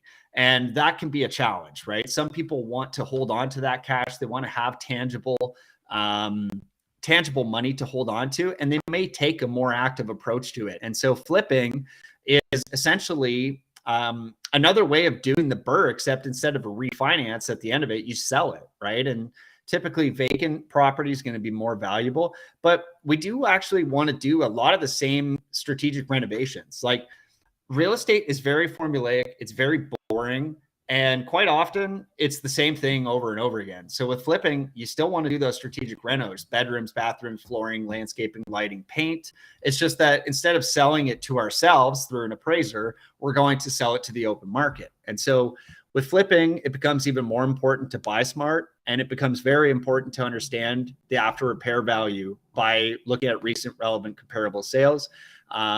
The only thing I'll really add to flipping is that you may want to just consult with your accountant the best way to deal with some of the costs that you incur as you go about doing it. So you're going to have things that you need to have, like vehicles, tools, trailers, office space, marketing, advertising, office equipment, and other types of expenses and capital expenditures that you will have to talk to your accountant about. So make sure that if you're considering flipping, you have all these things laid out with your power team. The other thing with flipping is time is literally money. So like one thing that a lot of people sort of ignore when it comes to a flip is they take heavily into consideration the time it will take to renovate the property up to the desired state of its highest and best use for a flip. But they often don't consider the time it will take to actually close the property. So just don't forget that while you're waiting for that property to close, more than likely it's vacant and staged and you've got people doing walkthroughs and stuff, but it's not generating income, but it has all the same expenses, right? So don't forget that if you are going to do a flip, you still have mortgage payments every month. You still have taxes being paid every month. You still have utilities being paid every month.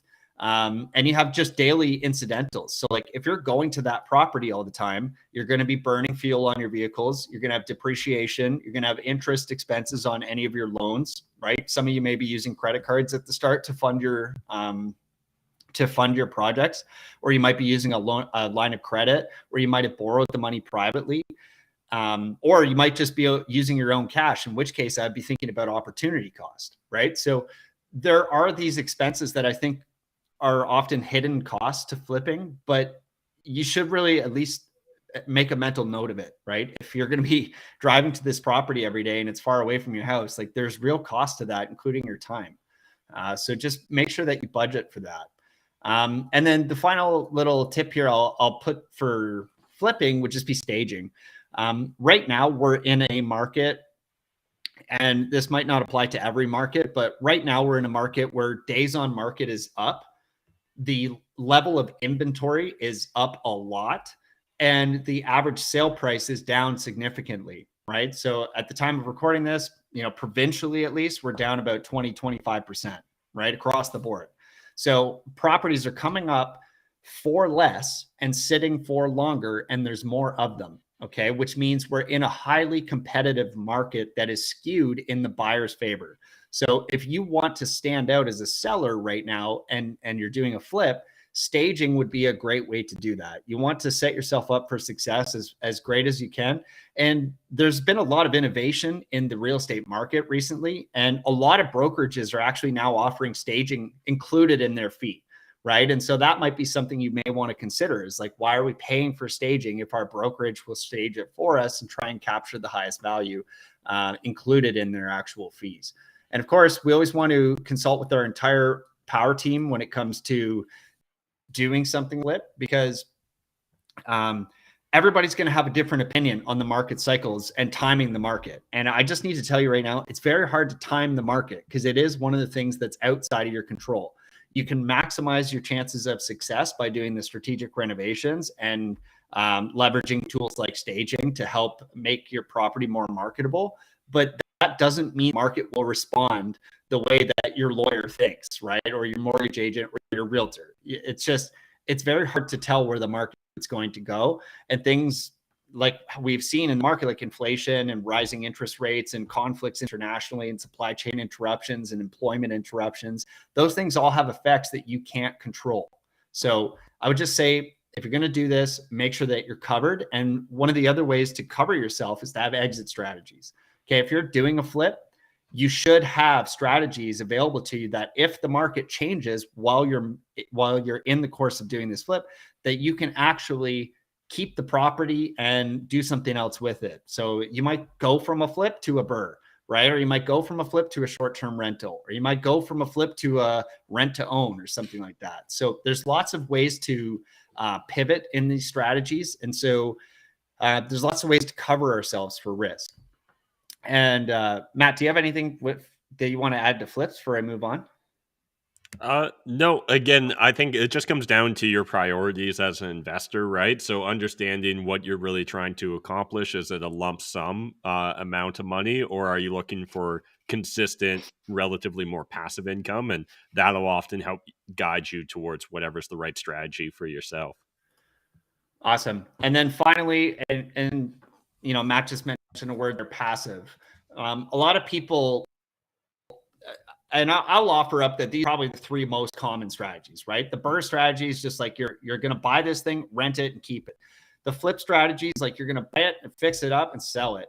And then another way to participate in real estate investing is by actually becoming the lender, right? But I think there's a misconception that this is actually a passive strategy. I don't think any of these things are ever truly passive. I think you need to have a decent amount of wherewithal and cognition around these things. So with lending, I would argue that it's probably the most passive of these strategies, but it's definitely not, it's not passive at all, because you do still need to have an understanding of what's going on in these projects, and you still need to manage yourself prudently. So a couple of things that you're going to want to do is, if you have experience in underwriting deals, and by underwriting, I just simply mean analyzing deals, that would be very helpful. But when it comes to lending, like perhaps you either don't have the team right now that you would want in order to start renovating and actually doing a project.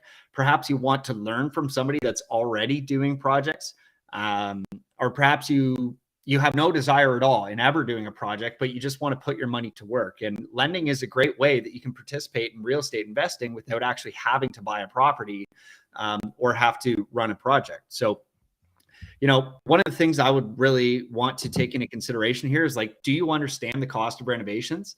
Okay, because there's a tendency, I think, for people to underestimate the cost of their renovations and the amount of time that it will take. So as a lender, it would be very useful if you can understand the actual scope of the project that somebody's pitching you and understand the cost of it, what it will take, how long it will take, and what the likelihood is that they'll execute on that based on their previous experience. You should also have a good understanding of the neighborhood and market of the subject property. So if somebody's pitching you a market that you've never heard of and a neighborhood that you don't know at all, just understand that it's probably a much higher risk investment for you than investing in your own backyard.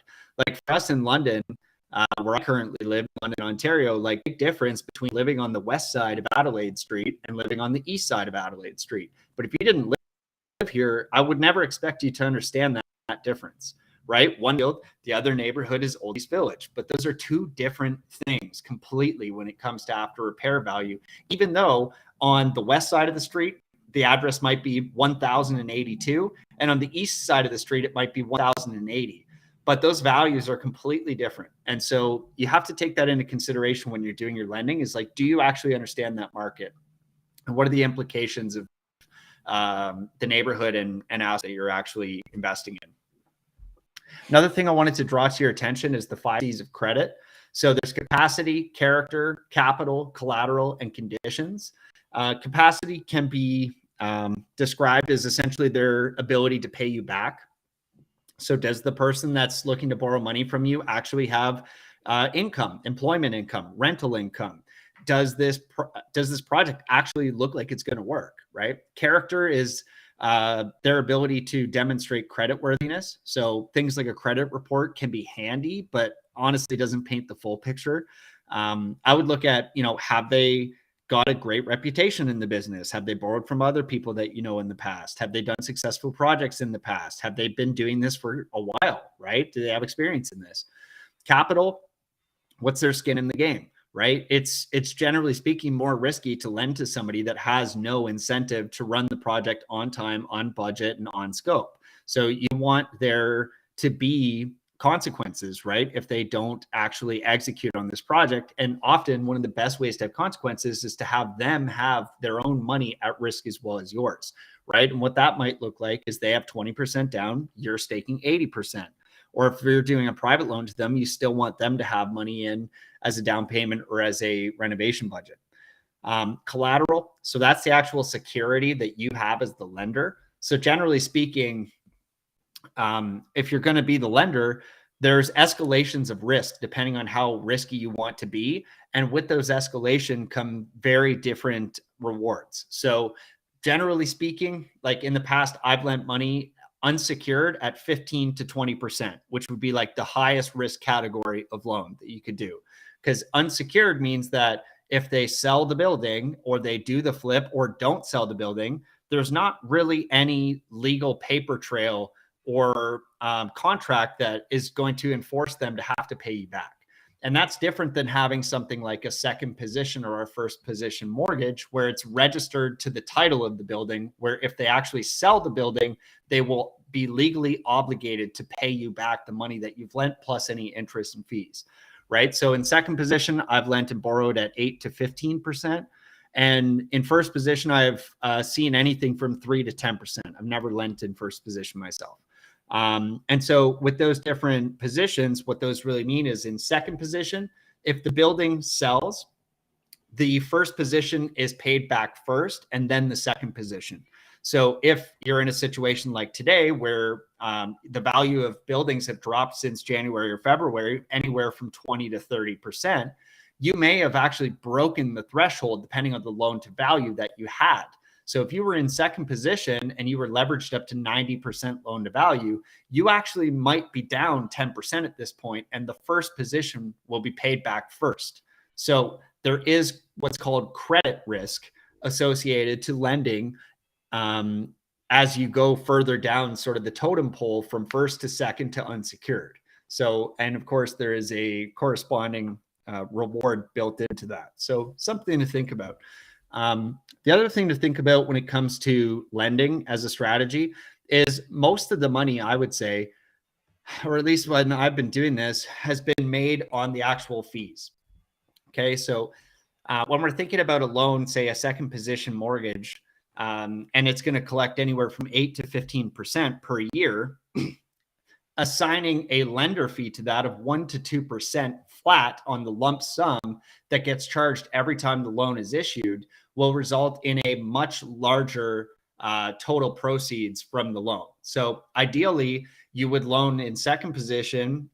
For my case, it was ideal for me. So I'm not giving you investment advice here, but I was, in my case, most optimal when I was lending in second position at say 15% with a 2% lender fee and lending that out twice per year, because you're capturing that lump sum of interest on your principal twice per year, regardless of whether you lend it out and they pay you back in 1 month or 6 months, right? So you want to collect that lender fee as often as possible, but just understand that the greater your lender fee, probably the greater the risk in the actual investment. And so that can change your willingness or desire to enter that. And you also want to be sure to include NSF fees, any other fees to deter unwanted extensions or late payments. There should be consequences to not paying you back on time or not paying you on time, right? Rent's due on the first. Lots of different ways to structure these loans. Definitely you want to consult your lawyer. Definitely you want to consult an accountant. And often a decent way to place these loans would be through an actual mortgage agent, right? Where they can just place them with highly qualified people. So those are 3 of the ways that you could easily make money in real estate. Well, easily is maybe a stretch, but simply, right? These things are repeatable. They're not that hard. Most of the information would be available to you online in terms of like, how to install flooring. There's probably a million videos on YouTube about how to do that. And so a great place to start, I've linked it below in the resources on the Substack article, would be the Canadian Real Estate channel. There's tons of videos there, right? Hundreds of videos about real estate investing. I've also linked a couple of videos there from Bigger Pockets, which is a often cited resource that real estate investors will use, both in Canada and the US, and a few other resources there available to you. So definitely want to check that out. And I hope that this video was useful in at least being a starting point to, the discoverability if you want to continue looking into the BRRRR strategy or flipping or even lending itself. I hope that this helped give you some context as to what's available to you.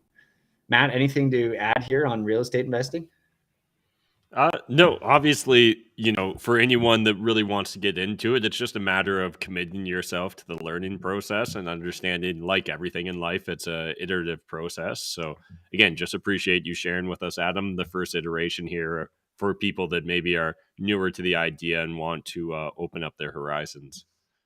Awesome. Yeah, I mean, we could spend probably 10 hours just unpacking any one of these strategies. So obviously in a 1 hour video, this is definitely an introduction to the concepts, but yeah, tons of resources available to you. And I've linked several below on this article, and that's all we have for you today. And tomorrow we're going to be getting, tomorrow we're going to be getting into some personal development tips and tricks, I believe. So I think Matt and I are going to share with you guys some of the things that we found to be useful, and just some tips and tricks for you guys that might help you on a daily basis to help get 1% better every day. And that's, again, sort of the purpose of this channel. So I'm definitely looking forward to that tomorrow.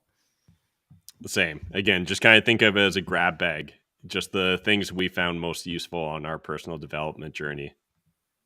Awesome, you guys. Well, we will see you back tomorrow for that. And in the meantime, please like, subscribe, share the channel, get some more people out here. We're in the pursuit of having the best day ever, and it's always better with friends. So I hope you guys will share that along. We'll see you guys tomorrow. Cheers. Thanks, guys.